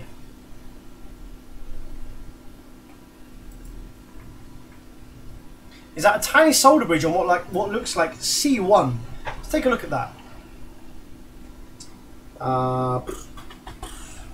So you were looking at this area here, CL1.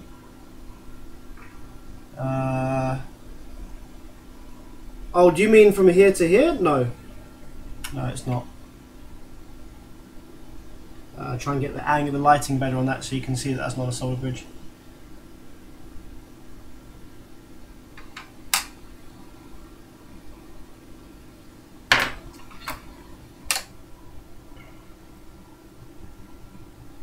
The 666 Bud, good evening, man. A little bit late to the party, man. No worries though. I'm actually going to be putting this live stream up after I finished. I probably won't edit it unless Giant wants to do the editing for me, as he kindly offered to do some editing for my live streams. So if Giant wants to edit this one, then that'd be pretty cool. Then we can get this live stream up and running on YouTube. Hopefully I'll fix this tonight so that it makes for a good video, good video content. So let's put this back. I've changed the 2A and 1A because I didn't trust them. I just want to see whether it made any difference.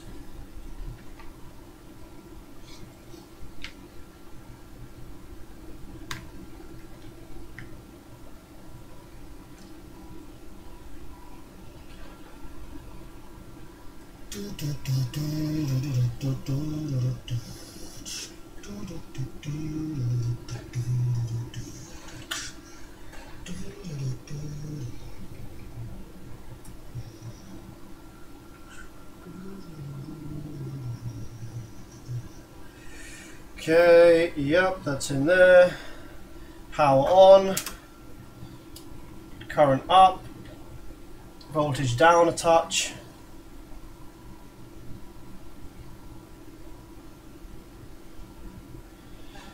Okay.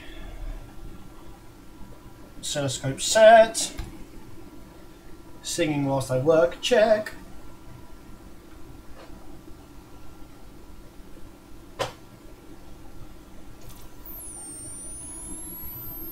Okay, so that didn't help. Okay? But that's off my mind now, you see, that's off my mind. So, okay. What's next on our to-do list then? What's next on the list of things that it could be that's causing that duty cycle to be different?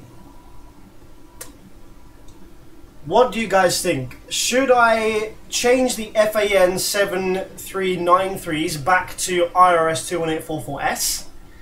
Just in case there's a dead one or something, even though I know that there's not. I don't think that's going to make any difference, but should I, I'm running out of things to do now. Should I change the FAN drive ICs back to IRS? Should I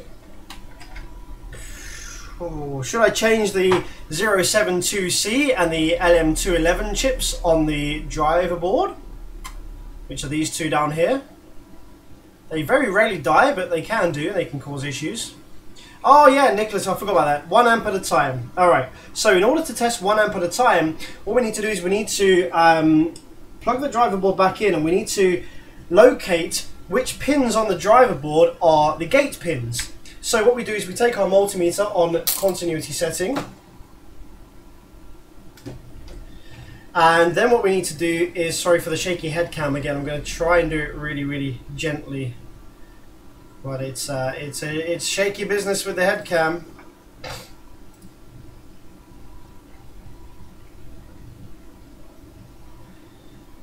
Okay, so yeah, let's. I just want to make sure that the rail voltage is sunk back down a little bit to a safe level.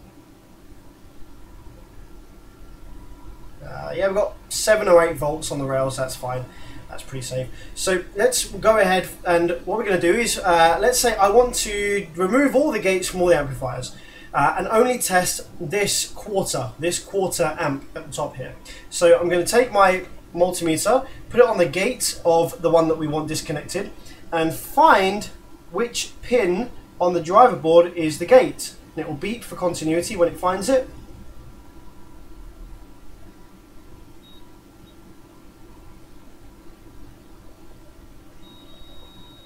Okay, so it looks like it's the 7th one in, or the one 2, 3. So it's the fourth one from the left on that bank there, and the high side, we have to remove the high side as well. The high side is, that's 1, 2, 3, 4, and the high side is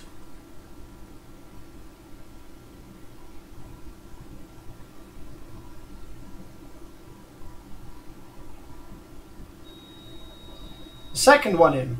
So we need to remove the second and the fourth. So what we're going to do is take our driver board, take our tweezers, and we're just going to gently bend second. We don't want it to snap off, these are very brittle, and the fourth.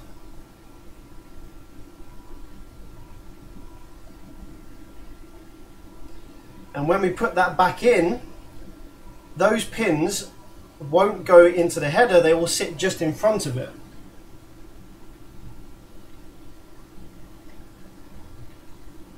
Like so. Can you see that? No. Let me take my hat off. There we go. So now they're not connected to the rest of the board and they won't drive the fets.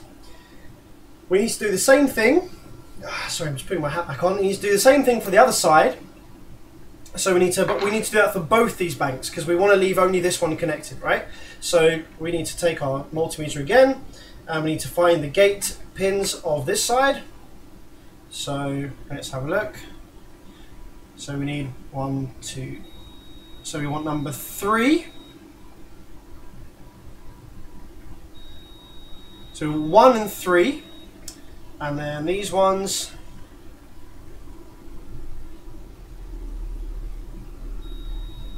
eight and what? So it's 1, 3, 8, and 9.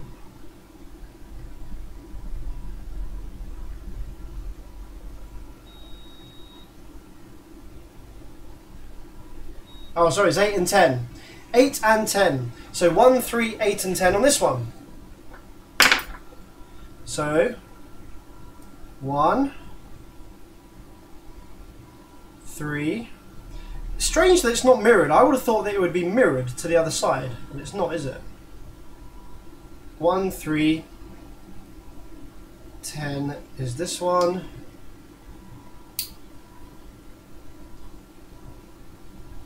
And 8 is this one. Okay, cool. Slide that back in. That's what she said. So now that we think we've removed all of the we've lifted all the pins for the gates on our driver board. If you're not sure that you got this right, but you don't want to turn the amp on in case you damage something, come on, focus, damn it. The head cat, there we go. If you're not sure that you've done this right, and you just want to double check before you damage anything by turning it on, what you can do is take your multimeter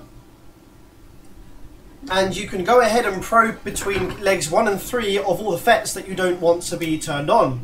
So with the legs removed from the driver board, by putting your probes on legs 1 and 3 of the MOSFETs you don't want turned on, there should be absolutely no reading on the screen either way round on the multimeter. You should just have an overload or 1 on your multimeter screen for low side and high side. If you have any numbers that show up on the screen here when you do this, then that means that either the pin is still connected to the driver board, which means you chose the wrong pin, or you have a leaking MOSFET. If there are numbers, or you have a leaking MOSFET, or a very, very low value pull-down resistor, which again is a problem. So, okay, so now we only have these ones left connected, which is intentional, because this is the amplifier that we want to power up. Cool. Alright then.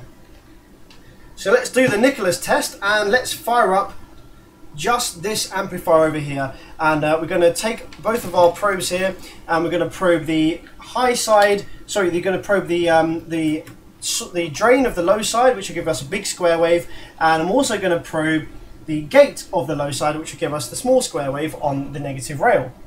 So let's bring those back to 0, zero these out on the scope, and let's apply the power and see what happens with Nicholas's test here.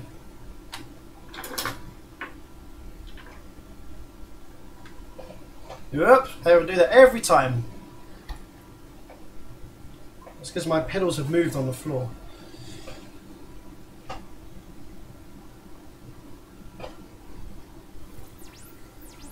Okay, so we have what looks like a 50% duty cycle wave here.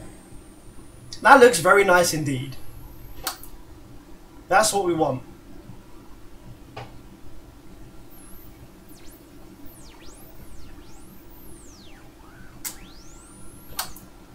So that looks pretty much bang on, just about right, wouldn't you say? So now let's check the next ones. So we still have some high voltage on the rails. We've still got 73 volts there on the rail. It's disappearing quite quickly because we removed so many of the rail caps, which is another great reason for removing all your rail caps when you're working on amps like this that are dumping power through the fets and are giving you spikes and issues. If you remove all but one of the rail caps per rail, then it makes this thing a lot safer, easier to work on. So we've now got 44 volts left on the rail, so let's do this. Let's take this off. So I think this is going to be mirrored. So you see how on this side we had, so there and there, on this side we had 1, 3, 8 and 10. Well, that's actually mirrored over here. So I think it's going to be 1, 3, 8 and 10. So let's bend 1 and 3 up.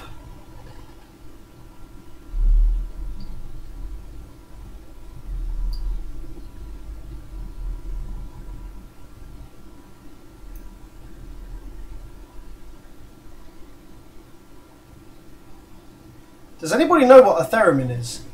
A theremin, it's a musical instrument.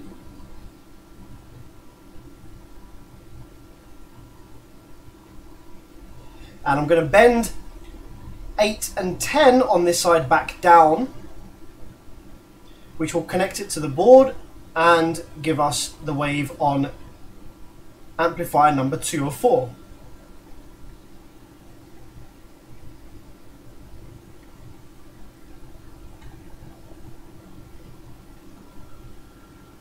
So just to check that my guess was correct there with pins 1 and 3 on that side as well, let's use our multimeter trick to confirm. Yes, we have numbers now reading on this one. We should have no numbers reading on the amp number 1 that we just disconnected. Cool, yeah, that's correct. So let's go ahead and apply power again, and we're checking amp number 2 now. Oh, it helps if I move my scope probes to the correct amp that I'm testing. There we go.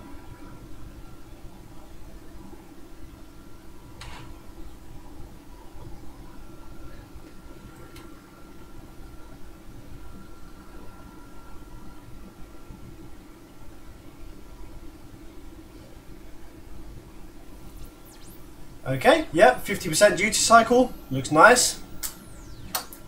Cool. Looks the same as amp number 1. So that's amp number 2. So we've done amp number 1, amp number 2, so now let's do 3 and 4. Let's remove our driver board. Let's bend these pins back out so that we don't operate amp number 2.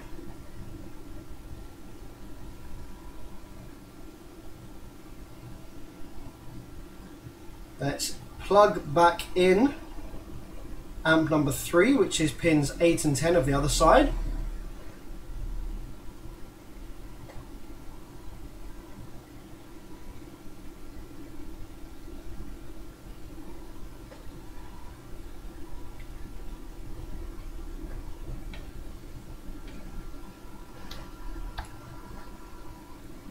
Let's move our scope probes over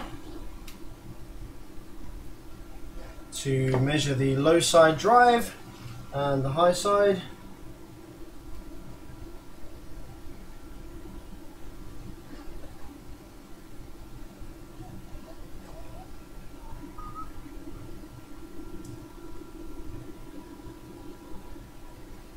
Okay, test number 3.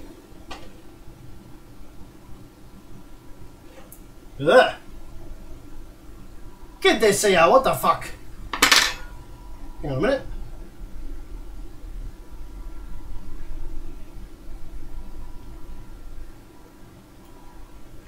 That could be our problem.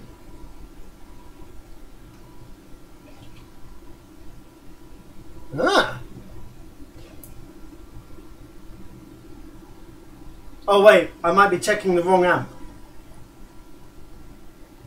It could be this one that's the one that we need to check.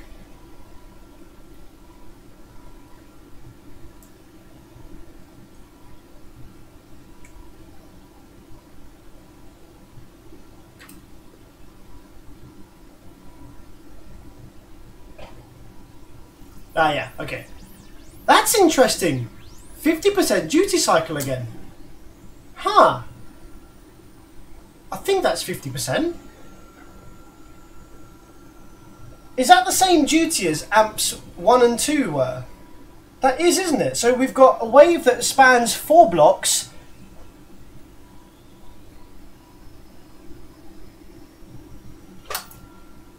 So when they're run by themselves, the duty cycle is equal. Okay, let's check the last amp, amp number 4 that I just tried to measure. My mistake.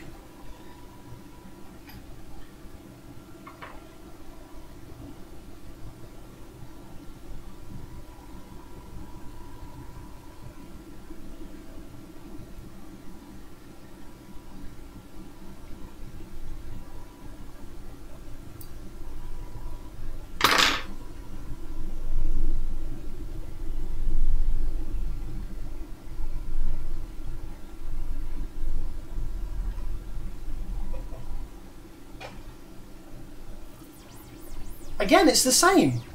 What the fuck?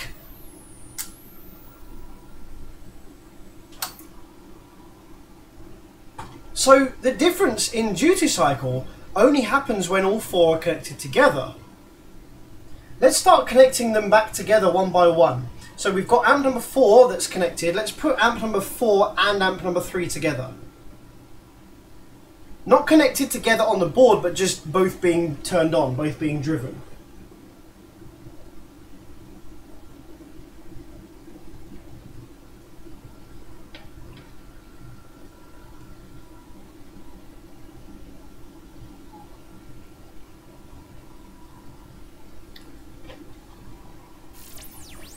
Okay, yes, that's one wave, but it's actually 2 overlapping each other because they are identical to each other.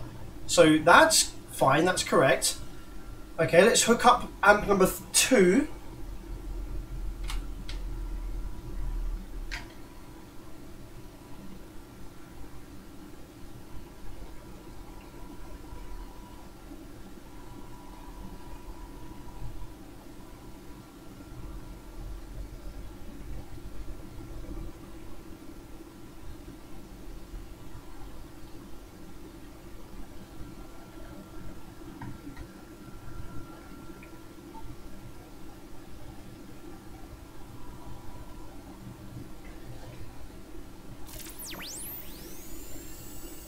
Now, is it just me or does that look like a different duty cycle now? I'm going to go ahead and pause the wave and I'm going to save it to trace memory. Let's just check the other side for a minute. It's different again now. Right, so amp number 2 now has a much smaller duty cycle. Look. Oops, helps if I source trigger number 2. Right, amp number 2 has a small duty cycle for some reason, right? But if I remove the driver board and I disconnect amps 3 and 4 again,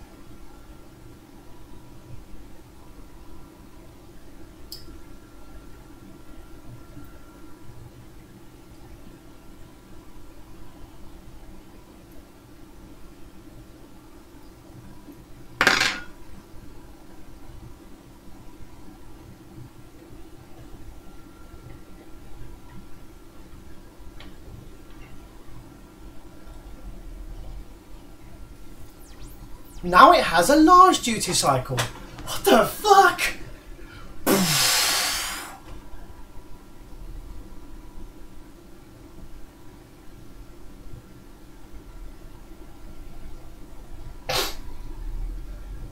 Okay.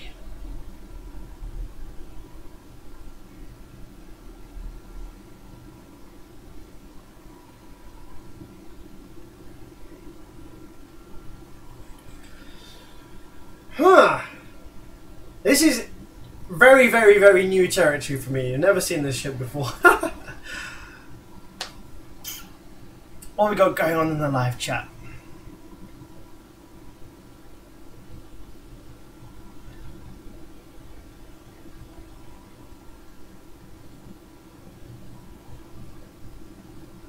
Yeah, Nicholas, I do need to move the probe because it's not the same connection, because the drains of the fets aren't connected to each other anymore because the inductors are lifted from the board.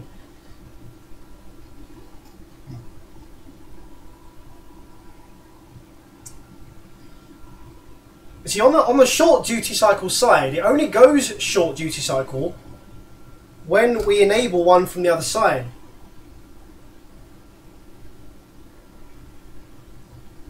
I'm going to re-enable one from the other side again. I'm worried I'm bending these pins too much now. I'm worried that they're going to start snapping off soon.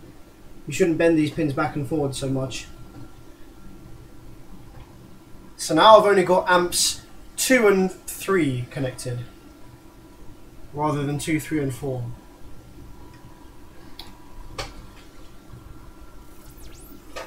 Right, so the issue is only when amplifiers from either side are ran at the same time. And just to confirm that, I'm going to do one more test. That was amplifiers 2 and 3. So I'm now going to run just amplifiers 1 and 4 together. So we know that individually they work fine, like separately from each other. Each quarter of this amplifier of the output section works perfectly independently from one another, and the issues only arise when you tell 2 amplifiers opposite each other to run at the same time. But they're not connected together on the board; they're still running it separately from each other, because the inductors are removed.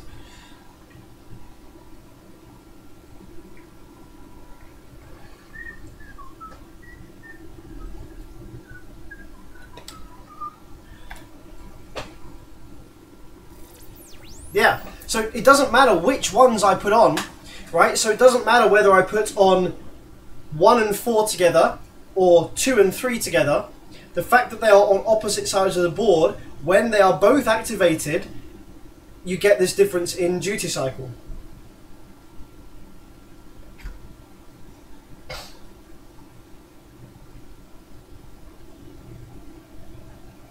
So the issue isn't going to be related to a single drive IC, because we've been able to mimic the issue between 2 separate ones. So the issue is not a drive IC issue. It's gotta be something else. I don't know where these feedback resistors are yet though.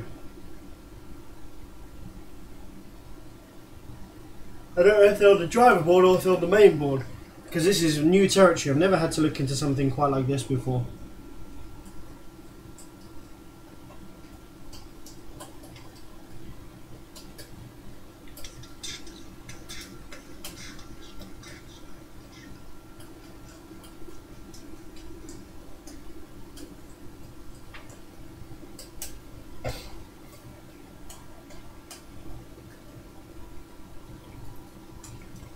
Signals are inverted on the drive input.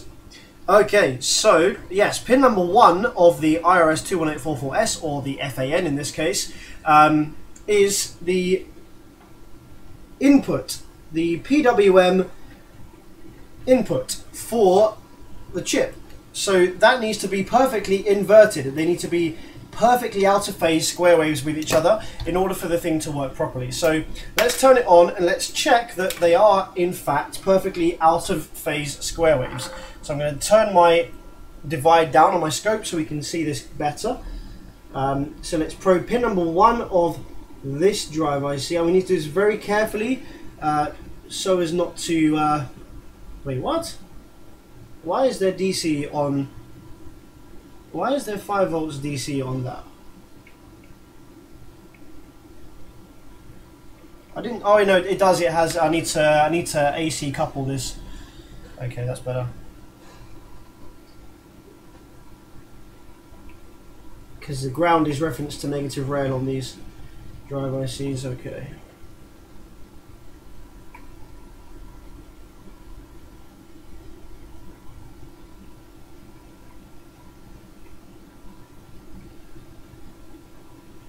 So, I'm going to turn it on now, and we should have an perfectly inverted square waves from one another on these 2 probes. Let's go. That was quite difficult to see, so I'm going to change my scope settings slightly.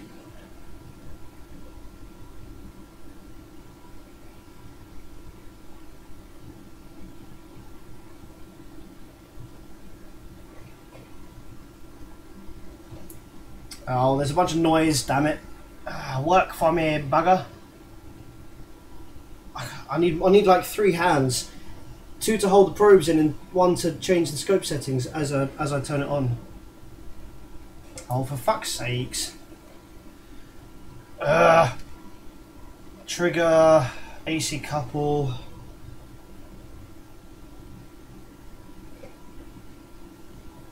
Oh, for fuck's sakes.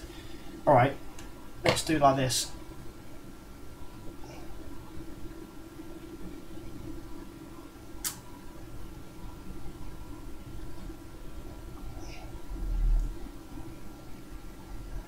Alright, there we go.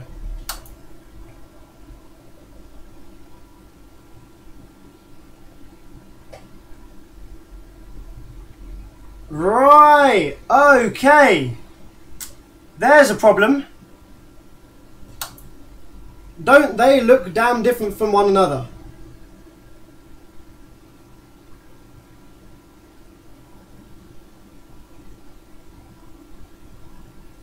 Don't they look damn different from one another, eh?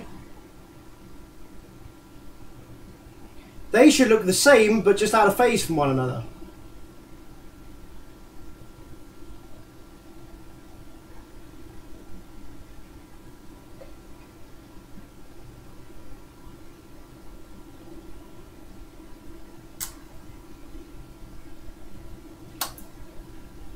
Okay, so that's a something.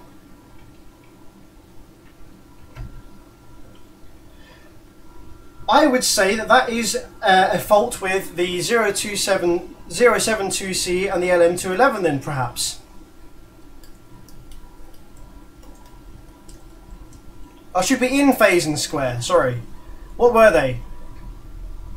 Should be the same, sorry, it should be the same phase. It's been a long night.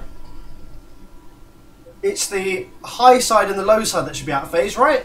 There should definitely be something that's out of phase, because we have the 1A and the 2A transistors, and from memory, when I've probed those, they have different phase of waveform on them. One of them deals with the top. So from what I remember of these driver boards, you have the PWM generation. It generates obviously a square wave that rides along ground, okay, and it goes above ground and below ground, and then that square wave is split up into 2 different pulse signals, and it's split up, and one side, the high or low side, takes the top, the bit that rides above 0 ground, and takes that bit and gives that as a pulse to one driver input, and the bottom, the negative, the bit that's underneath ground of the square wave, is taken by the other one and is used as the other phase of the wave. And I think the 1A and 2A are responsible for distributing those 2 snippets of the original PWM square wave, I think.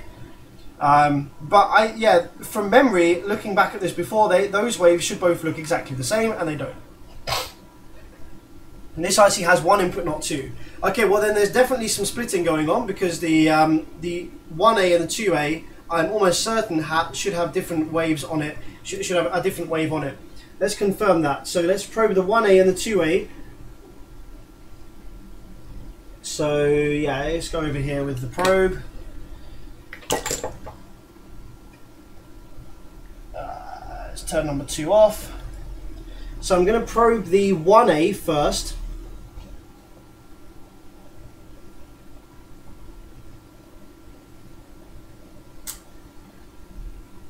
I need to be so careful not to short something out here. I need to zoom in a bit more.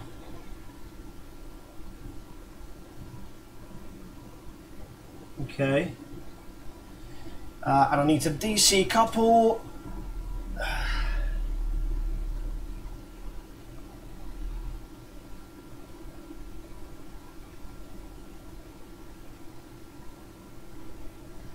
They're definitely doing something different, otherwise why would you use a 1A and a 2A? Why wouldn't you just use two the same?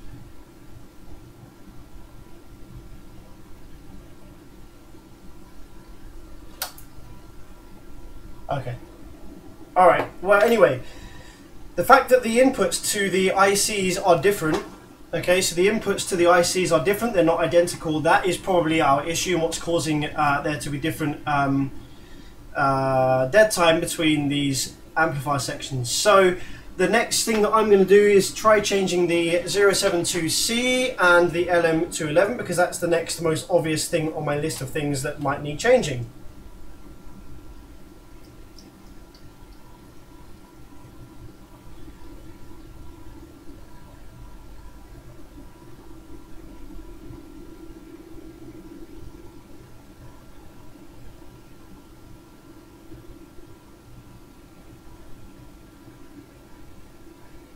We've got a bunch of interesting stuff going on in the live chat. I like it when we've got internal conversations in the live chat. It's good fun. Okay.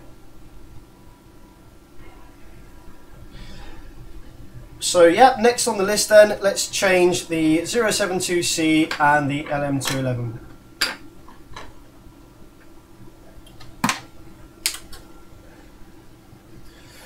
Whew.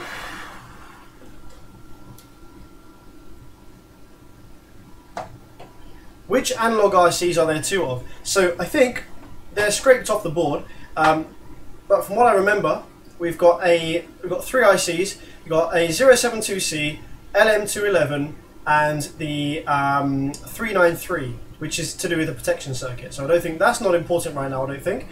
I think it's just the 072C and the LM211 is the important one here.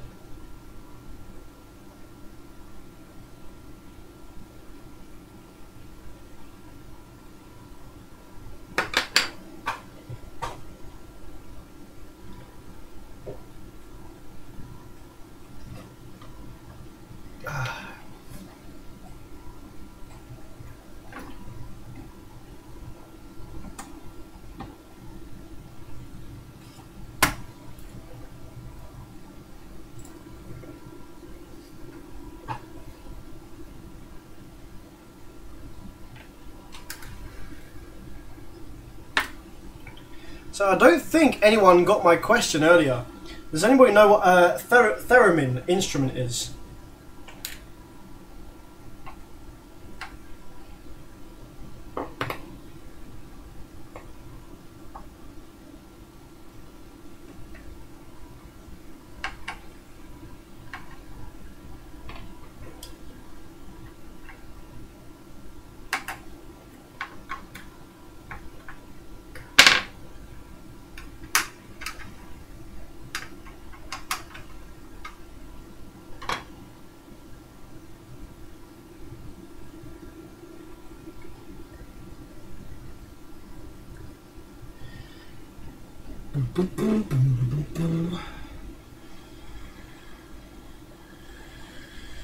I'm also going to change these 1D and 2D transistors. I can't remember exactly what they do just now, but seeing as I have the hot air gun ready to go and I've got a donor driver board that has the exact same components on it, I might as well go ahead and change them out.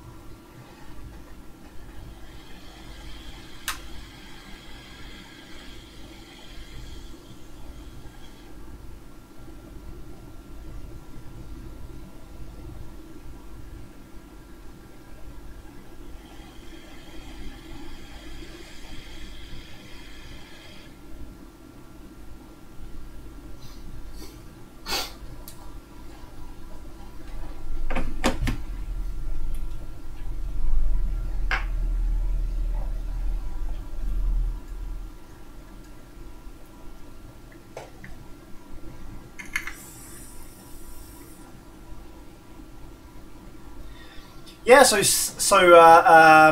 here we go. Chris, a Star Trek theme instrument. It's an instrument, yeah, but it probably was used in Star Trek. Tom was first there. Theremin is a pair of charged wires that produce a noise based on how close your hand is to each. It's basically a fancy proximity sensor. Seth says, I think I do. It's hard to explain. It's an electronic instrument. Yes, it is. It is an electronic instrument. Seth says, a piece of electronics that changes frequency when you wave a wand across it. So, yeah, a theremin is a fucking beautiful, amazing synthesizer, and it is basically the very first proximity sensor. It was developed by a Russian guy, can't remember his first name, but his second name was theremin, and he was doing research into proximity sensors, and he developed this device whereby you have two antennae, and and based on the position of your hands in between the antennae, it would then shift the pitch of an oscillator, which was built into the circuit. So it was using your body or your hands as a capacitor, and by changing the distance between the antenna, you were changing the capacitance that the circuit saw, and therefore it shifted the frequency of the oscillator. And this was really fucking cool, and it makes a beautiful sound when you play it. So this is an instrument that was developed in 1919, so like 100 years ago, pretty much, 99 years ago, and it was the first electronic synthesizer instrument that you could play without touching it, and it's still one of the only instruments you play without physical contact with the instrument. So the left hand controls the modulation and controls the expression. So by raising your left hand, it increases the volume like that, and the right hand changes the pitch depending on how close you are to the antenna this side. You've got antenna this side, antenna this side. So you go like that. It's a beautiful thing, and I've been watching Carolina on YouTube play some beautiful music with this instrument, and it's really kind of, I'm pretty obsessed with it right now.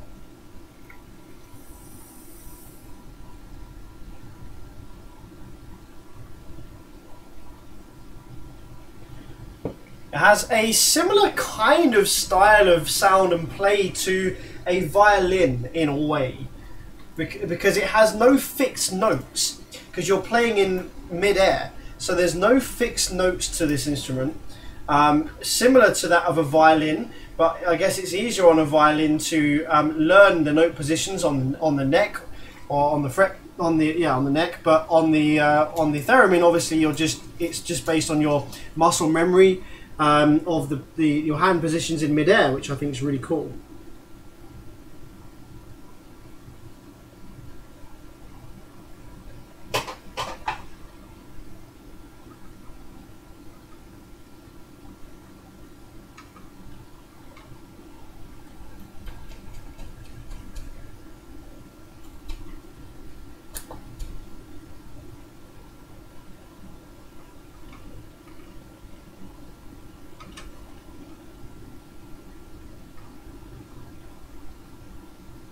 If you've never heard theremin music before, whilst I'm soldering this, I highly recommend. Oh fuck!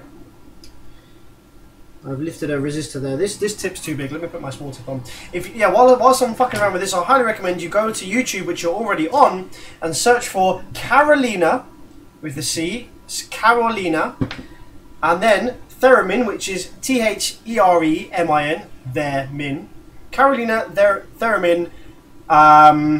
Gold, Carolina theremin gold, and that will bring up as a top result the video of her playing the theremin and also doing some cool vocal loop station effects, and it's quite mesmerizing the sound that this thing produces in that video.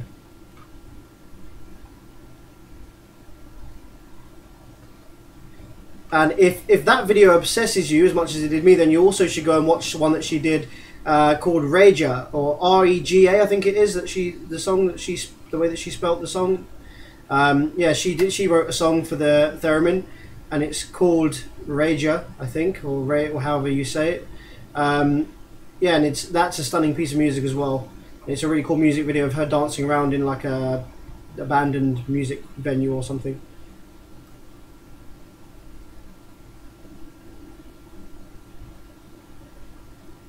And yes, I may have a very small crush on Carolina. She's a beautiful lady.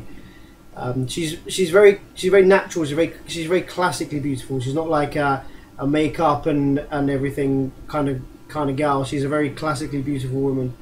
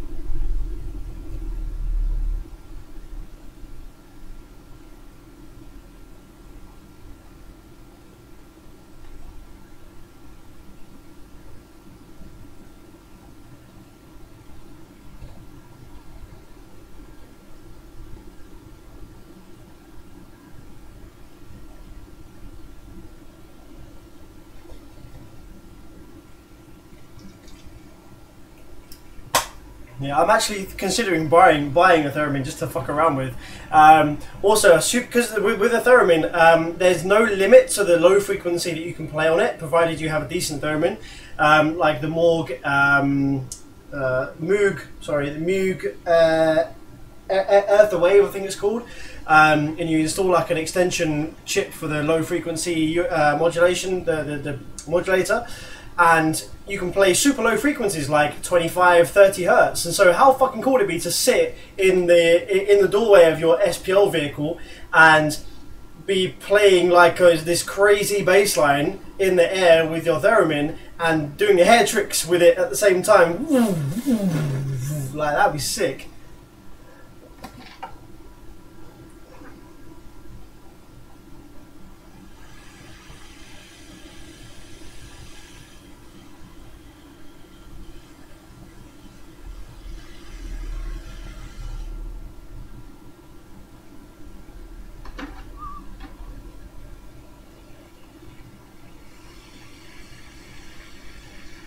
Did you ever see that video from Ryan B on the Wolfram amp that ran better than 80% efficient at 1 ohm? No, I didn't. That's a little bit insane. Saleh, hello, good evening.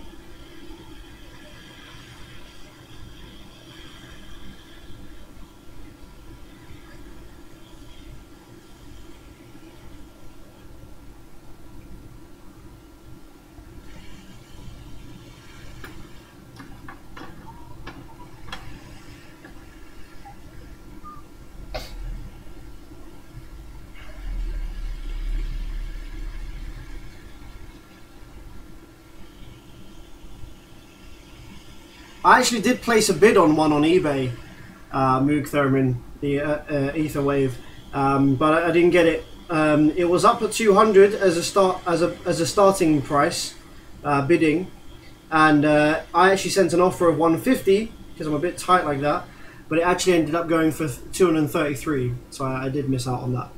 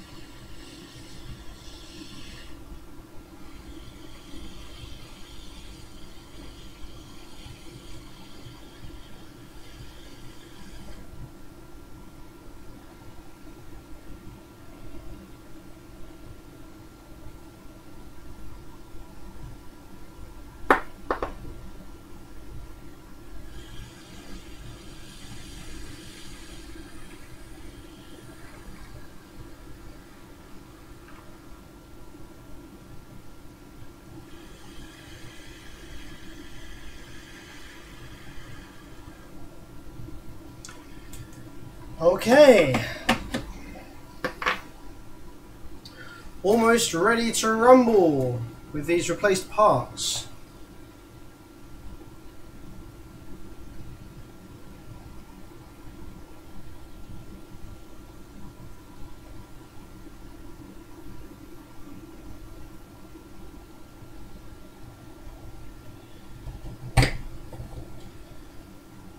Which is the never seen before fault you speak of?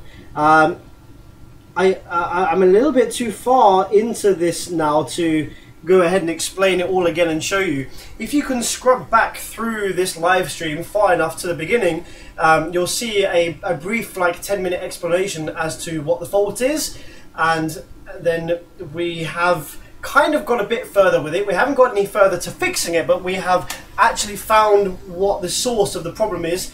Actually, thanks to Nicholas, one of the best things that he suggested was to test out each quarter of the output section individually from one another, which was really cool. Cool little test there. Hi from Scotland, here to learn some of your tips and tricks. Cool, thanks for joining, man. I hope it's not too bad up there at the minute. I actually was dating a girl from Scotland recently for 2 years. Very, very beautiful Scottish girl. I'm still very close friends with her, and I'm actually going to go and see her at the end of this month. So I'll be in Scotland at the end of this month. I'm considering taking some Amplifier kit with me to do some repairs whilst I'm up there. I'm going for a week, and I might take the van up and do some amp repairs whilst I'm there. Who knows?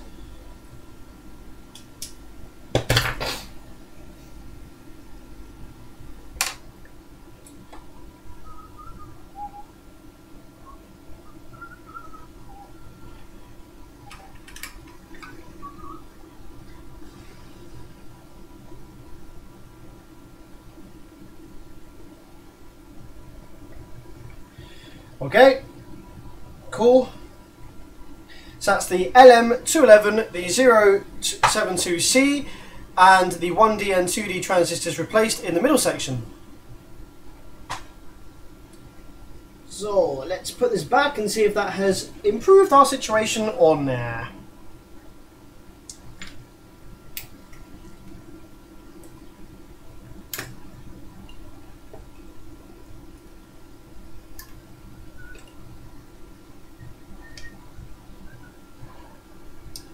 Where's my other clip? Here it is.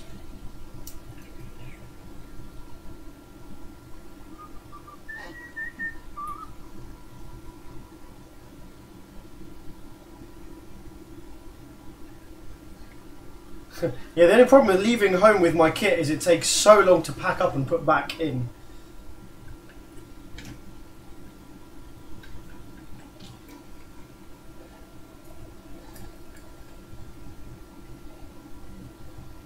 Is doing this yourself dangerous? I could burn myself on my soldering iron. I could get an electric shock from the high voltage on the board. But when you say doing this yourself, like, what do you mean? As opposed to doing what? You're getting a machine to do it? Because as far as I'm aware, there are no Amplifier robots at the moment in production. And this, what I'm doing now, this is my bread and butter. This is actually a customer repair. So I run an Amplifier business over here in the UK. So I thought, why not live stream my repairs so you guys can see how to repair the kit yourself, which is kind of bad for business, but oh well.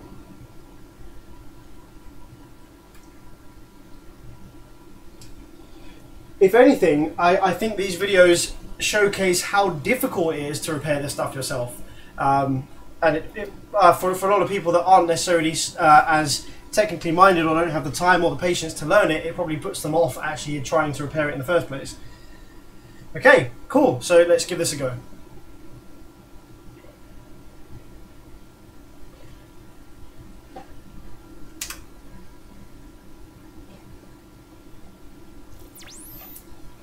It helps if I turn both of my probes on. Separate the two waves, and also helps if I source trigger. What have I done wrong? Source trigger. There we go. Ah, for fuck's sakes. Okay. So it's not the 072C or the LM211 that is the problem.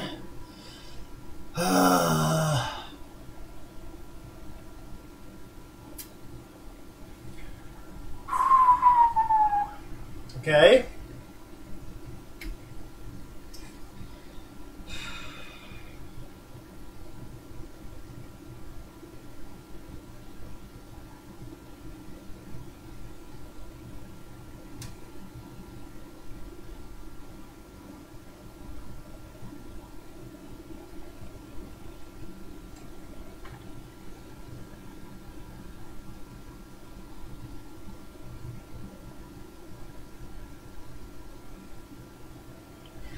So the only other thing that I could do, which might save time, it would take a long time, but it might save time.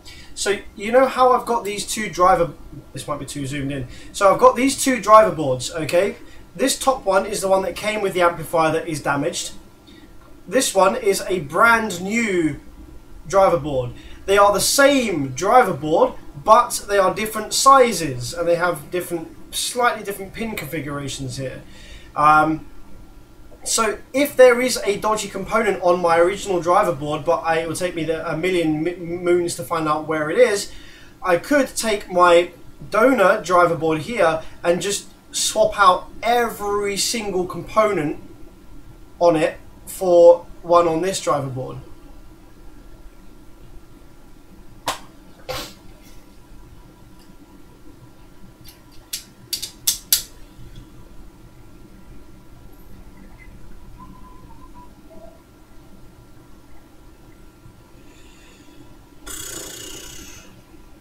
Right, so if I want to start looking at what is signaling the drive IC, what I need to do is I'd really ideally like to completely disconnect everything from the I don't want any high voltage on the driver board. So what I'm going to do now is I'm going to take our original driver board, so I can actually probe some stuff on there relatively safely without it blowing the fets up. I'm going to bend the pins out slightly so that we completely disconnect all of the high voltage stuff from the driver board. So the drivers won't turn on and the amp might even be in protect. So we're going to bend all of this stuff out. And we're only going to leave connected this middle set of pins here, which is the low voltage power supplies and things like that for the PWM generation circuit.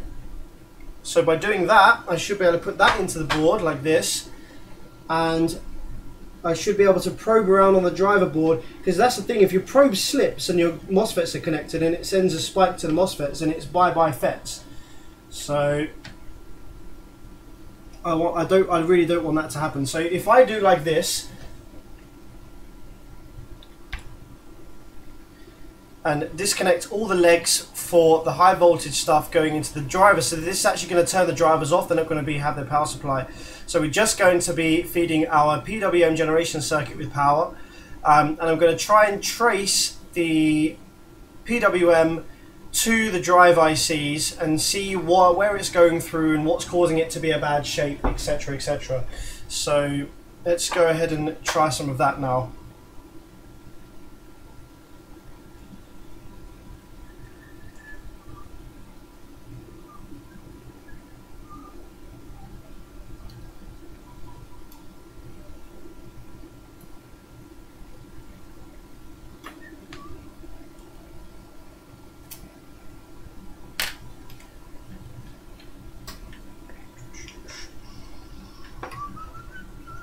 Turn probe 2 off, center probe 1, go down to 5 volts divide, source trigger 1.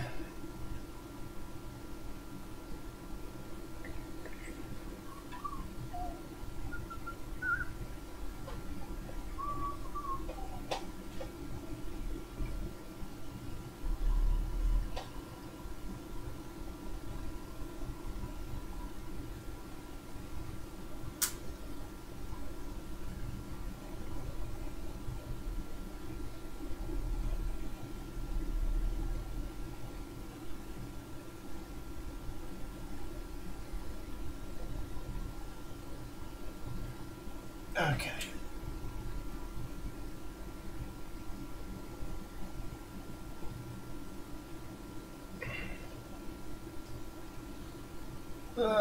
Okay, so we have a really really strange looking wave there going into the input of one of the drivers. And the reason it's strange is because there's now no feedback loop. But as long as it's the same, as long as they're all uniform. So let's go ahead and show you the scope. So the input to IC number 1 looks like this. So we got two blocks and one of the first and then the second.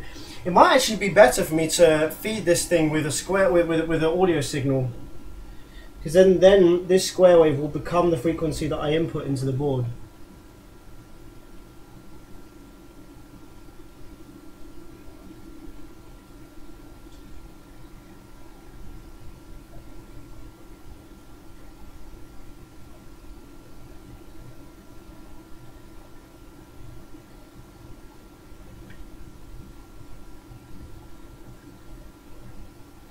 Okay, so all the inputs to the drivers look identical at the moment, with the drivers turned off.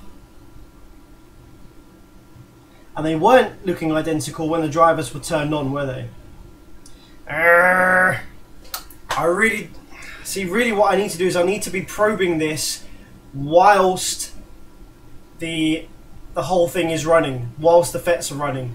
But one tiny slip of my probe on the driver board and I could kill all of these fets.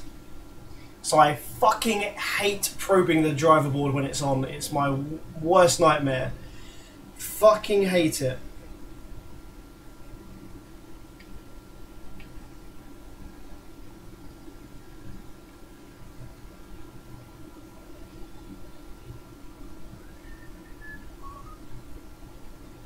But I think that's the only way we're going to find the problem with this.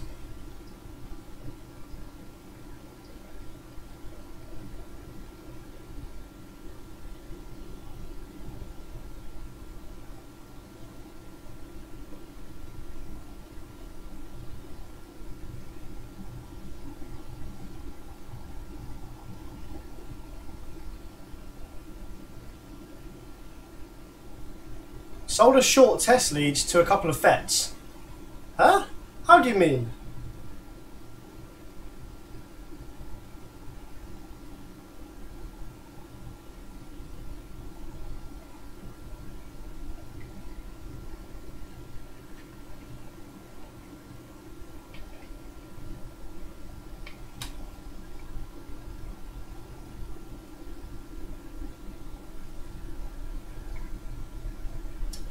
Okay, what I might have to do then is I'm actually probably going to have to probe this first carefully while the amp is off, like hold it steady, turn the amp on and turn it off again.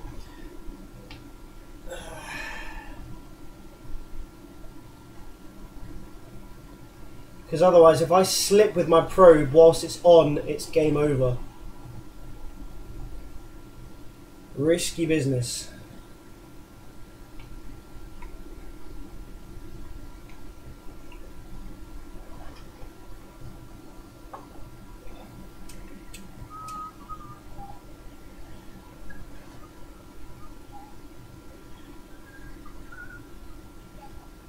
Okay, so I'm going to call this IC number 4. Number 4 is on the far right hand side and IC1 is on the far left hand side. So I'm probing pin number 1, which is the PWM input of IC number 1.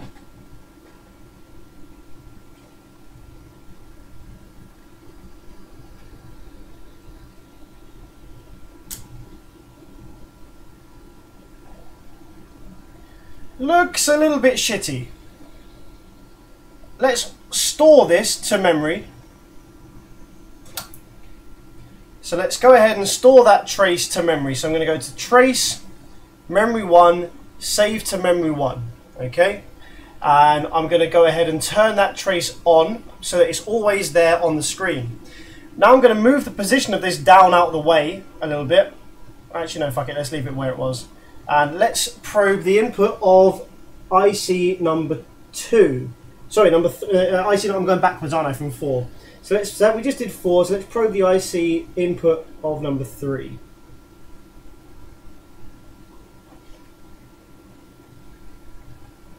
Okay, that looks identical. So that's probably fine. Now let's move over to IC number 2 and let's probe that one. This is where it starts getting really awkward with my hand.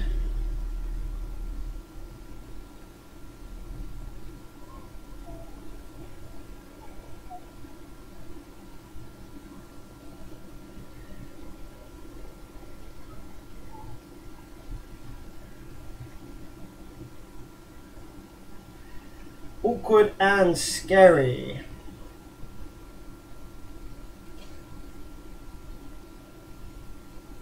Ugh! What the fuck? It's completely different. It's like twice the size. It's twice the size and completely different.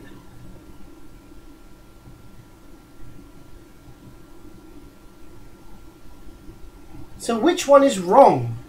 The small one or the big one?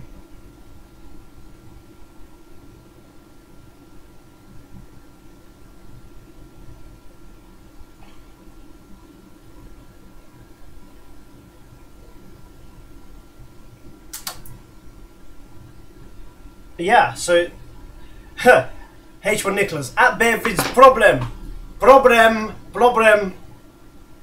Hashtag Bevid's problem. So yeah, number 2 and number 1 both exhibit the same problem. So I just measured 2 and 1 both, and they both look the same. So that is our difference in things that are happening here. So if we take the driver board back out of the amplifier, we can trace with our multimeter backwards and find where that is coming from, and then probe those points. From memory, I think it comes from the 1A and 2A.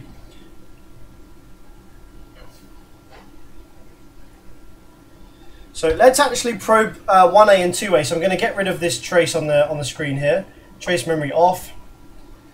So let's go and probe the 1A and 2A on the driver board and see if that's where that wave originates from.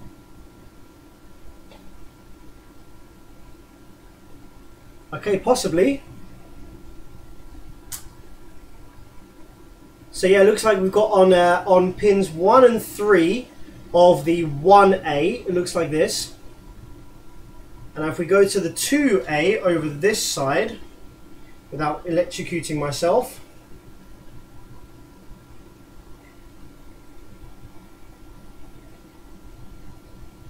okay, so the 2A looks pretty good as well. Okay, so that's distributing the signal wave just fine. Let's check the 2Ds. Whoa.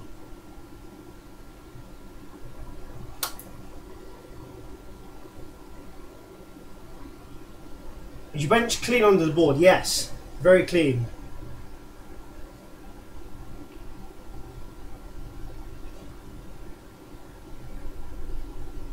So the 2Ds, we've got that, and that.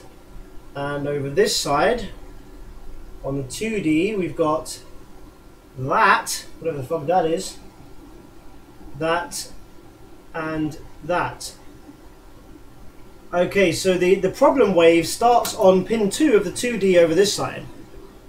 So it could be the 2D that is the problem, or it could be something that's feeding the 2D with whatever that wave is.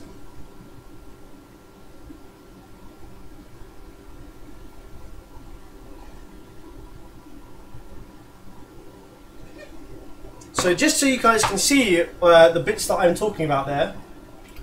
What time is it? It's just gone midnight. Okay, no worries. So just so you guys can see the bits I'm talking about there. So we've got our drive ICs here. Okay, and the inputs to the drive ICs are on pin number 1, which is this pin here, which has the little dot next to it. Pin 1 is here. So this is the input to the IC. And it seems that the input to the IC appears to be connected to pin number 2 of the 2D transistor up here, and up here. It appears that we have the 1A over here and 2D, sorry, 1A and 2A transistors, which are that's where the wave is coming from the PWM generation circuit up here. But then, but then it seems to get buffered perhaps by these 2Ds. So it could be a 2D that is faulty up here and here, because we have a bad looking output on this 2D, but a good looking output on this 2D. The 2D is the correct component, yeah, it is.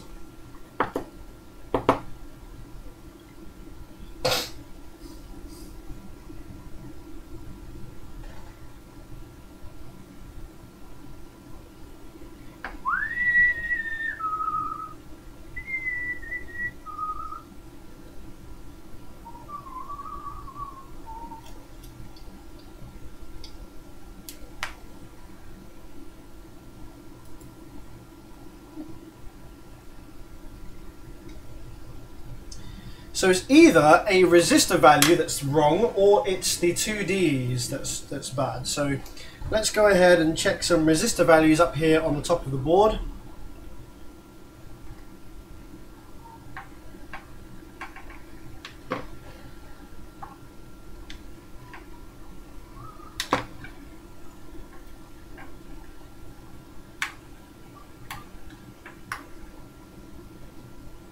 Is it a totem pole driver? I'm not sure what that means. Technical terms, I never went to electronics school, so what does totem pole driver mean?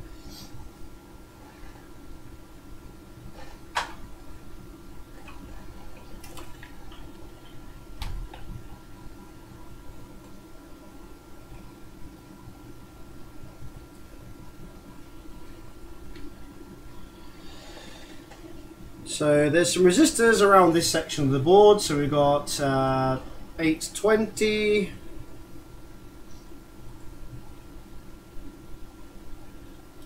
let's put it onto a resistance setting here just for a minute.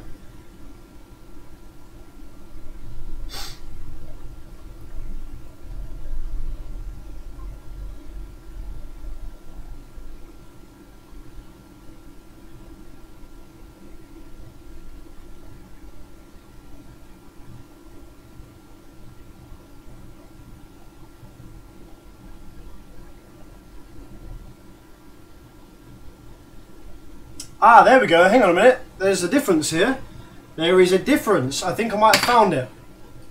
Alright, so if we check on the resistors here, okay, so actually, yeah, let's take this board. So on this board, there are a couple of resistors that are next to the 2D transistors.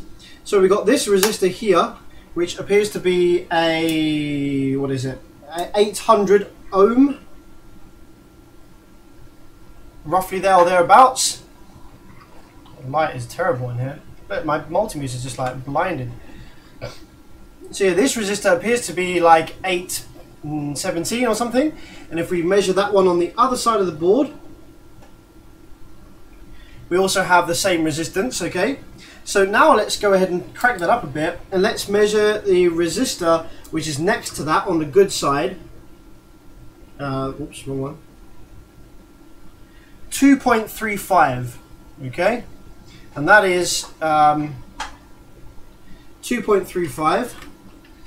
This, I need to zoom out a little bit here so you can see the whole board.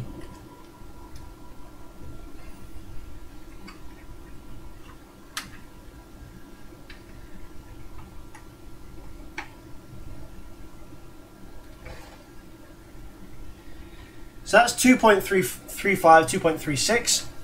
This one, however, over here is way over.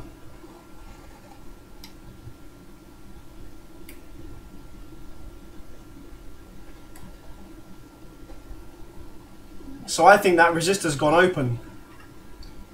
Let's check our donor board and see what the resistances are on that one. 2.42.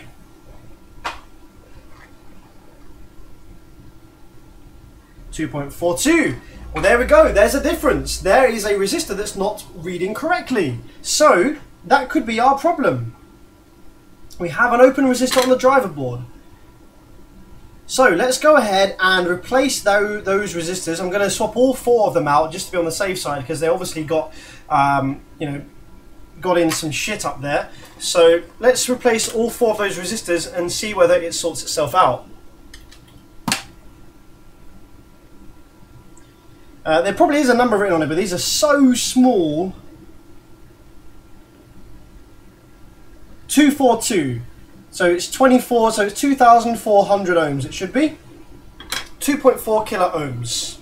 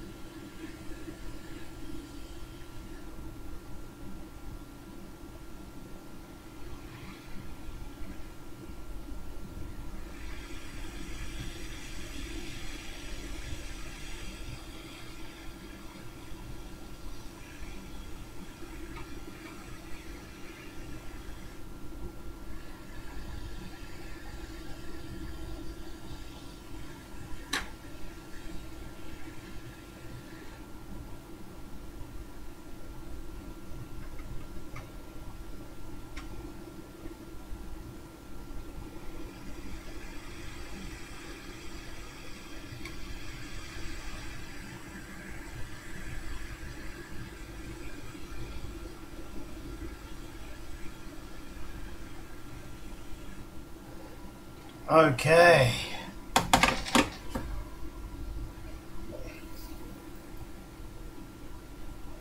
Nicholas gives us some really good information. Totem pole sources and sinks current. That resistor forms part of the totem pole driver.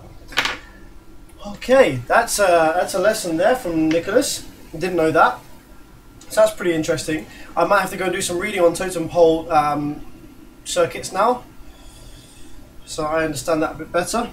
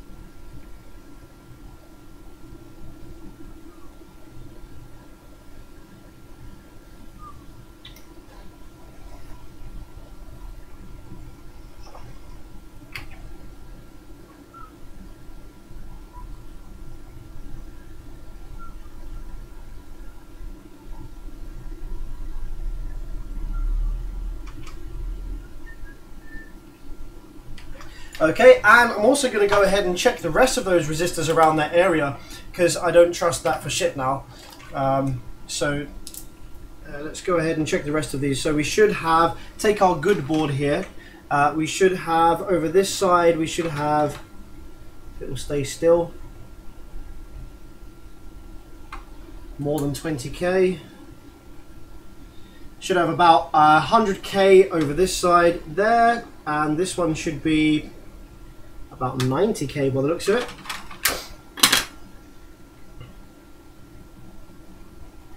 $100k, 90k, 90k, 100k. Alright then, we should have a 47 there and a 47 there.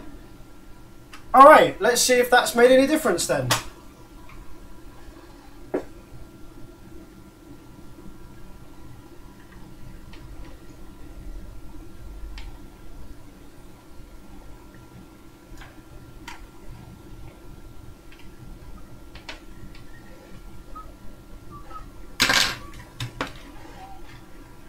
Totem pole.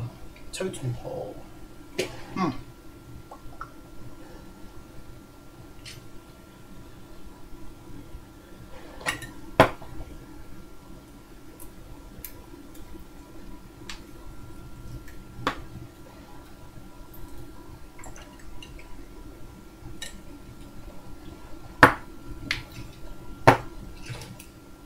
Where's my other clippy clip gone? Where are you?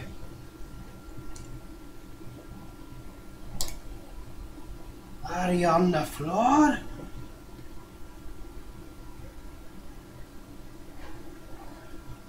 Oh, it's on there already.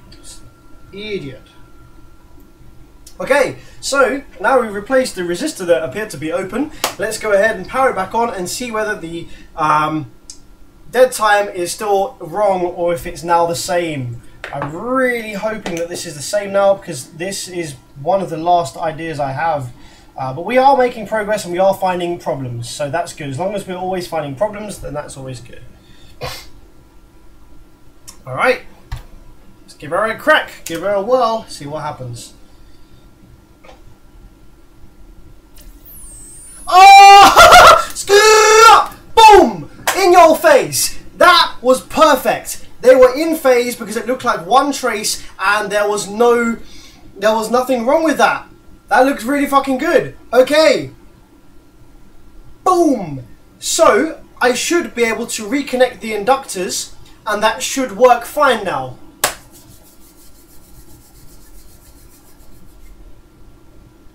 Okay. I've got to wait for the rail voltage to sink back down before I go ahead flipping the board over and connecting the inductors again. So we've got 40 volts still on there.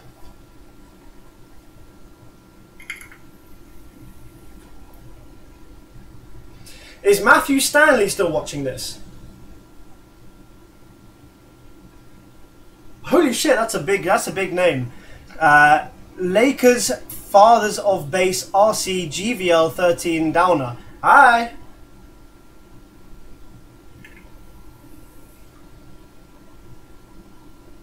So, a bit of education then, thanks. So that was a good, I think that was a good collaboration between Nicholas and myself. So Nicholas was the guy that came up with the idea to test each individual quarter of the amplifier's output section separately, which was really useful, and it kind of showed up some of the problems there.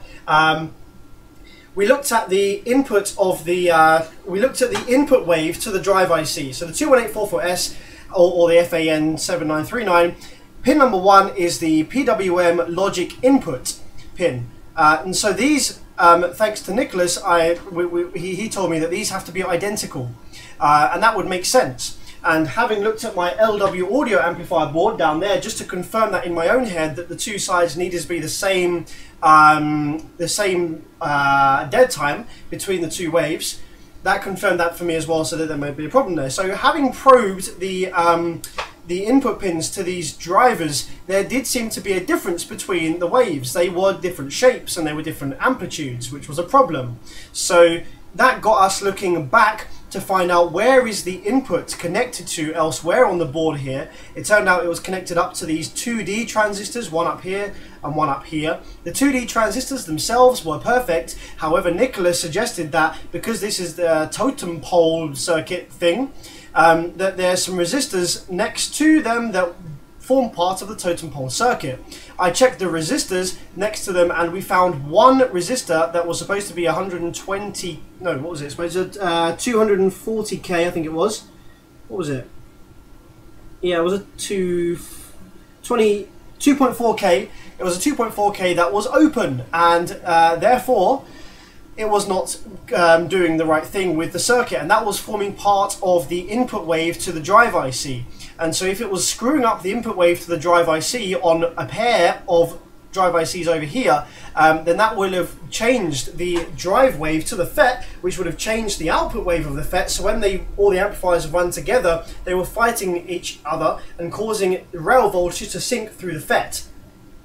But now that we have equal output waves on both sides of the amplifier, I am pretty confident that this should work once we reconnect the inductors.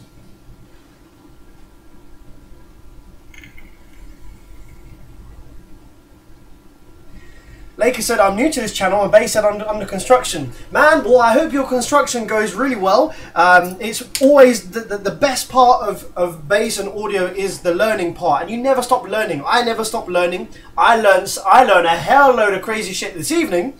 So you never, no matter how good you think you are at something, you never stop learning. So man, go out there, build the systems, wire it up, turn the knobs, see what they do, fuck around with it. Maybe you blow some shit, that's part of the game, and you learn from that. And yeah, I hope that you have some really good success in your bass adventures, my friend.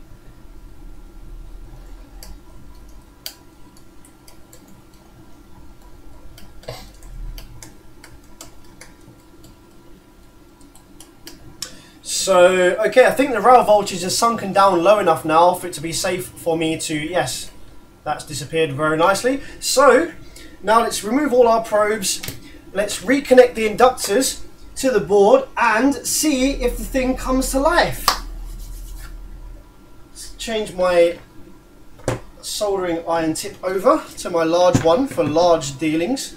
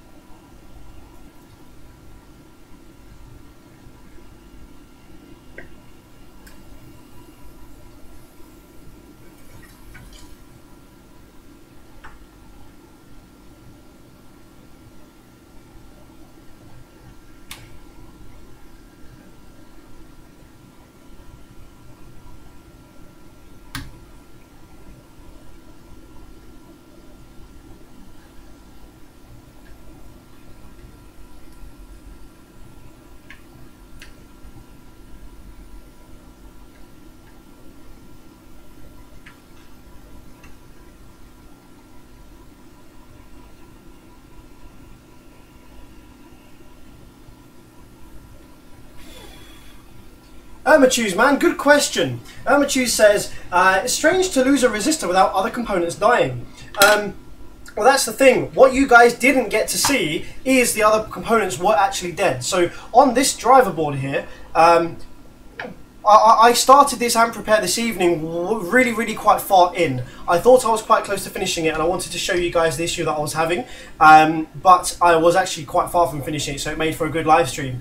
But when I got this amplifier in initially for repair, it had a lot of damage to this area of the driver board. I lost all the resistors to do with the dead time control up here, all the 103s, 10,000 ohm resistors I lost the MAX, and I lost the 2D, and I lost both drive ICs and the diodes and the capacitors. So basically this whole section was fucked. But because I have never seen these small resistors to do with the totem pole circuit die before, I didn't really think to check those. I thought, fuck it, they're massively high value resistors, they're not going to be playing a part in this. But turns out that they were, and it's worth checking all of this crap when your amp goes down in future, I think. So that's a lesson learned for me in that respect.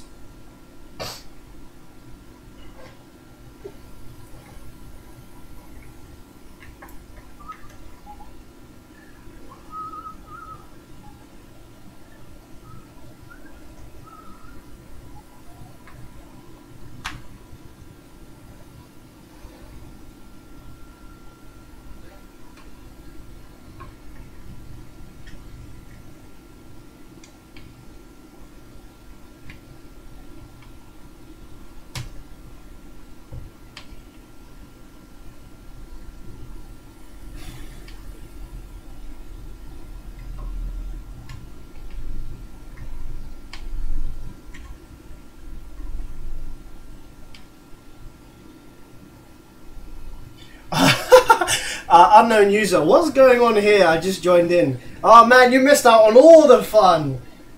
We just figured it out. We just finished the well, we just resolved the issue. I think we've yet to do the final test to we've yet to do the absolute definitive test of connecting the inductors back up and marrying up the four quarters of this amp together. But I think we fixed it. If you've just joined us, it's probably not worth me going through it again, what we did and what we fixed and what the issue was. What I'm going to do is I'm going to actually get Giant, I think, to edit this live stream for me, and I will upload this live stream separately as an edited live stream, because I think it contains some really useful information and some really good troubleshooting tips to get stuff up and running. Why the fuck isn't this one soldering?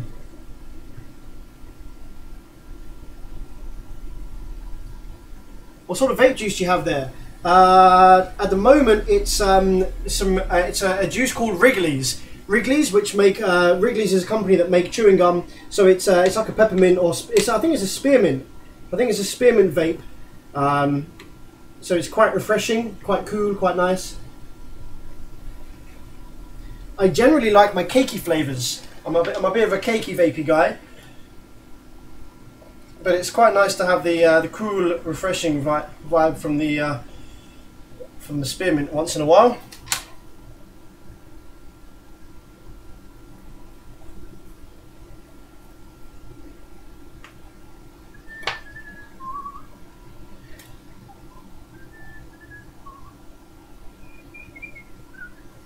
Okay, so that is the inductors soldered temporarily back to the board. I'm going to do them properly in a minute if this works. And so yeah, the only thing left to do now is to fire it up and make sure it works properly with all the inductors connected and everything back together as it should be. You notice we're still missing the majority of the rail capacitors, but that is fine. The amp will still come on and work as intended with limited rail capacitors. Obviously we'll fit those back in once we're done if this works. So yeah, don't think there's anything else I need to do just now other than fire her up again and pray that this works well. So let's take our probes and let's put one probe on the low side drain this side, one probe on the low side drain this side,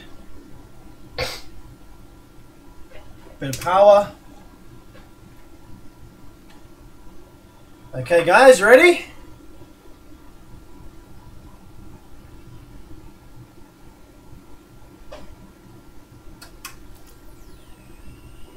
Oh yeah! What are you saying, girl? Absolutely awesome. Yes, that is wicked. Fucking awesome. And they stay cold as well.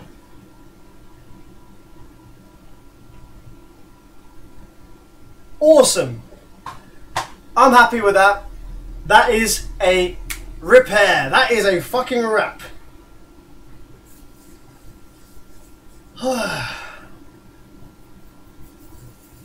And you saw there, nice low current on the power supply as well, like 5 amps there. Nice.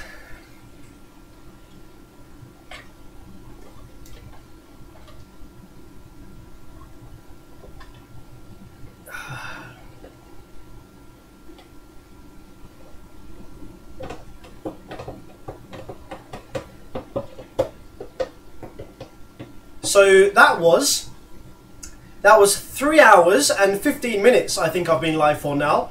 So that was 3 hours and 15 minutes for one resistor. Do you guys want to see the size of the issue? Where did I put the resistors I took off? Oh wait, here they are. Let's zoom in here a little bit.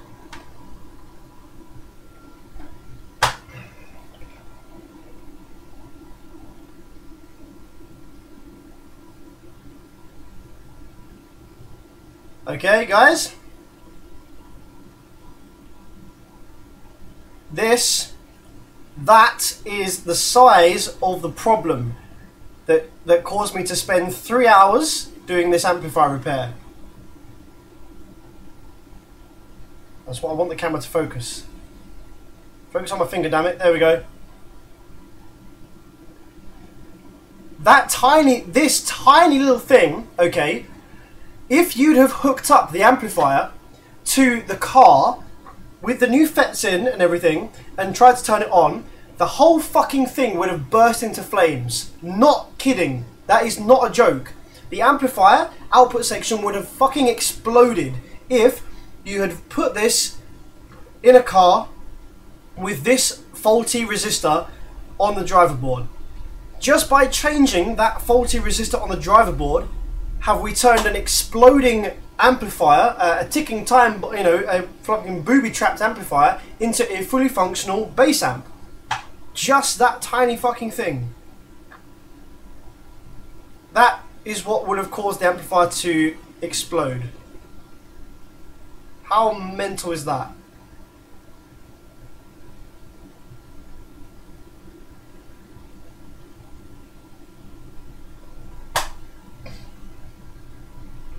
Crazy logic. I've actually made a amplifier repair live stream unedited YouTube playlist. I just need to scroll through all my live streams and activate them to be public.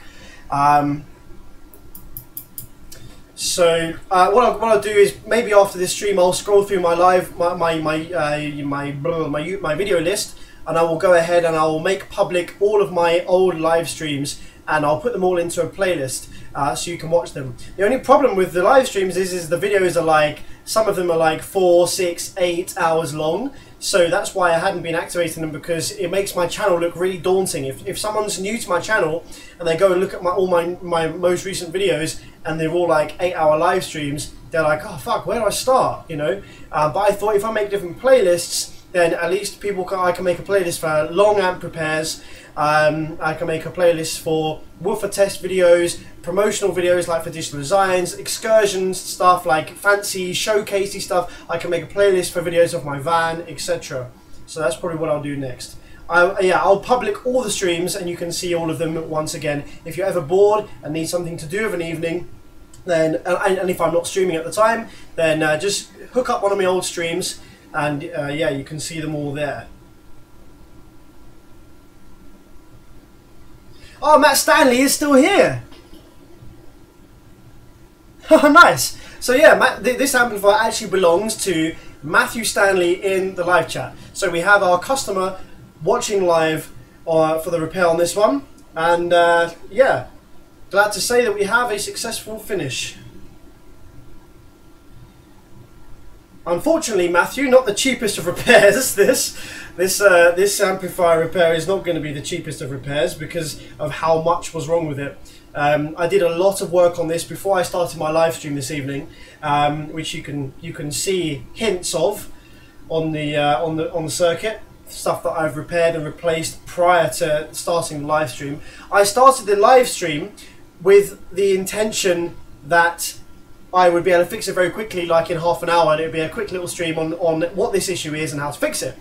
My thoughts on the issue were correct in that the dead time should be equal on both sides, but my diagnostic of the faulty component was not correct. I thought it was the capacitor and resistor responsible for dead time programming, but it was actually part of the totem pole circuit for the input signal to the drive IC.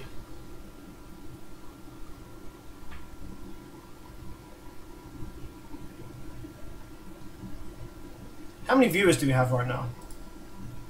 65. That's pretty much where my streams tend to sit at. My streams tend to sit between 50 and 70 viewers at any given time. Sometimes if I'm doing like a really fun, interesting video, I think the maximum amount of viewers I've ever seen at one time was 100, which is quite cool.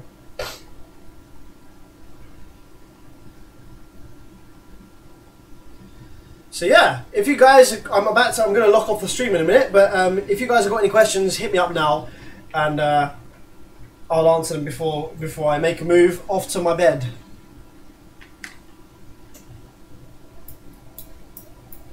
Jesse, I'm still here doing whatever. Yeah, what is Jesse doing?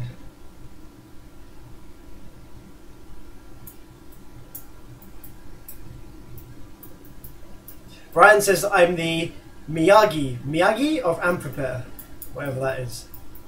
That sounds like a wise old something. Sounds like something important anyway. So thank you. The mystery is sweet. Yeah, absolutely. Only your mind can suggest what Jessie's up to when she's watching the streams. She just sits there in the dark. No one knows she's here unless you happen to have joined my stream right at the start. Jessie's like, "Hello," and then she goes dead quiet for 4 or 5 hours, and then right at the end, when I fix it or when I don't fix it, Jessie's like, "Thanks for the stream, bye." And people are like, "Who's this?"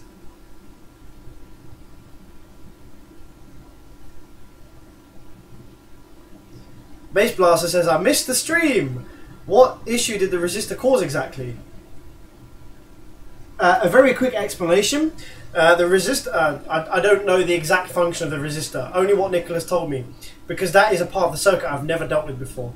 But the resistor was part of the circuit which regulates the current and the shape of the drive wave, which comes from the PWM generation circuit on the driver board, which generates the square waves for the drivers to drive the MOSFETs. So the PWM generation circuit generates the square waves. It gets split off to either side of the driver board for the 4 driver ICs, IRS21844S.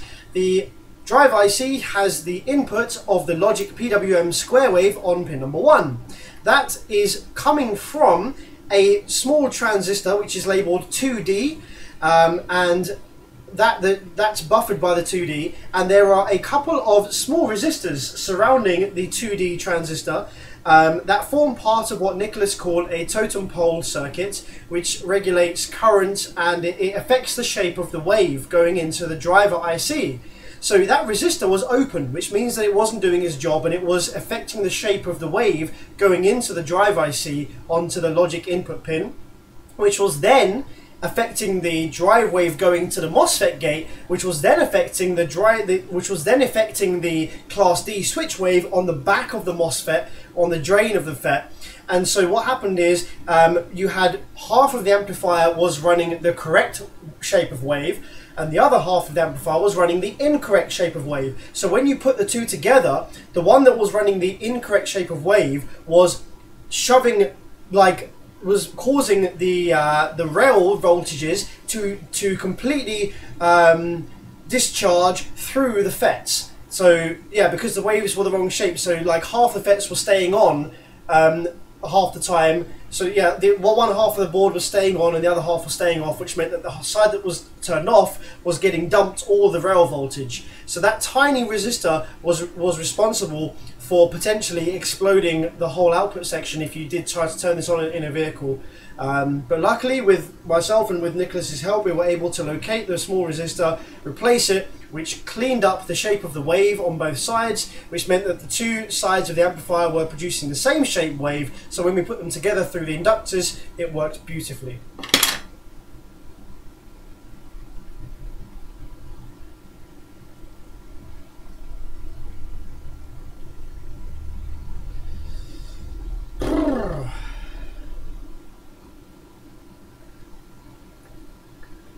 .4k ohm sounds like a value that would be used for base loading the transistor. That's possibly what it was then. That's possibly what it was. I know less about this than you do probably, because I don't know shit about electronics really. I'm just a very jammy problem solver. I'm just a very jammy problem solver. I don't know shit all about electronics really. I didn't go to electronics school or anything. I just probe shit and think, does that look like it's about right? Does that look like it's supposed to be doing that? And I change parts and see what it does, and a lot of the time it works out in my favour.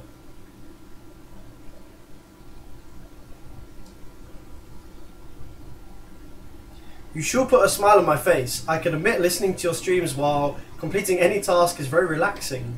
Oh, that's cool. I never would have I never would have put my voice as the relaxing type. But that's nice. I'm glad that you find it relaxing. Maybe I should go into doing some ASMR videos. Has anybody watched an ASMR video before? Do you know what that is? There'll be the people that know and the people that don't.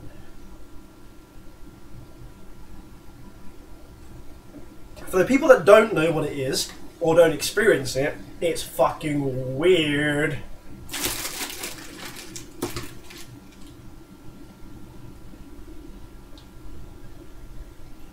I could try and incorporate some electronics repair ASMR videos, but I'd have to have some really up-close microphones of like the soldering and stuff. I don't even know if electronics repair sounds are quite pleasing to the ear. Like, you got the desoldering, you got the fume extractor pump going. You got little crackles and pops from the solder flux boiling. You got yeah, all sorts of noises going on, I guess, but I don't know if it's particularly pleasing to the ear.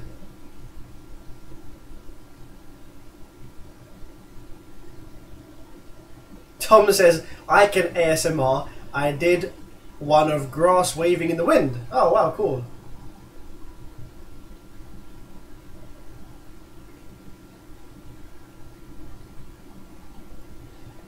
I do experience ASMR. I don't watch the videos regularly, but I've seen a few of them, and I was like, oh yeah, this definitely gives me ASMR, but it's cool, it's whatever. But the ones that have worked best on me was there are these ASMR artists on YouTube. There's a girl called Ali, I think is her name. ASMR Requests is the YouTube channel, and she has one of those crazy binaural or whatever they're called microphones with the silicone ears. They actually have silicone-shaped ears that cup the microphones inside, and she does like things like where she brushes or like puts really like crinkly stuff up against the ears of the microphone, and so when you wear headphones, it feels like that's being done by your ears, and that's a kind of weird sensation. So that one probably worked quite well.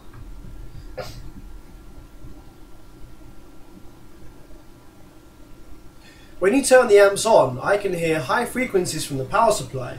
Yeah, that's probably because my bench power supply is connected through the same ground as my microphone DI box and my computer and everything else.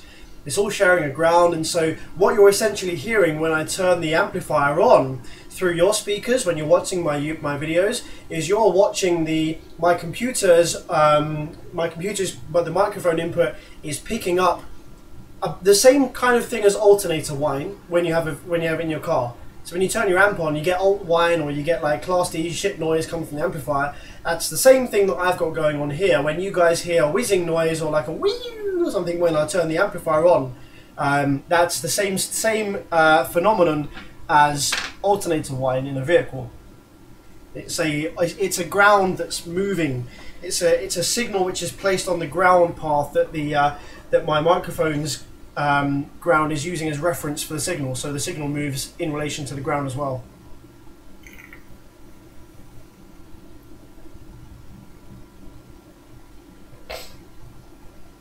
Rockford Punch 1000 watts. It goes into protect at a high volume and pops. It depends if it's a Class D or Class AB. I know Rockford made some bigger Class AB bass amps, so I'd need to know what amplifier class it is. If it's a Class D and it goes into protect at higher volumes, then that would be when the fets are loaded. So that could be a driver which is causing the issue, which was the same problem in the Steg. It could be the MOSFET driver, which is on its way out. It could also be bad capacitor by the speaker terminals. They have caps sometimes around the speaker terminal area. If that's going short or leaking, then that can cause that to happen.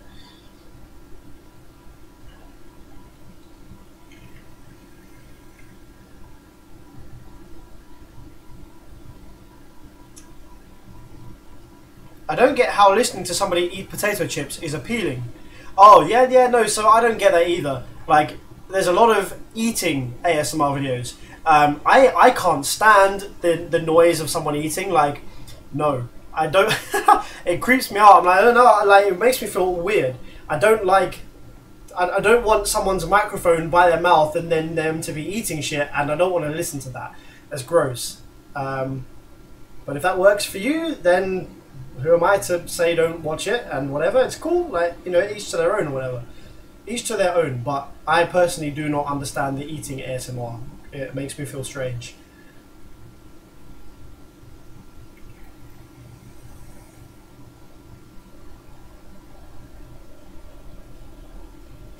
So yeah, I think we're going to wrap it up.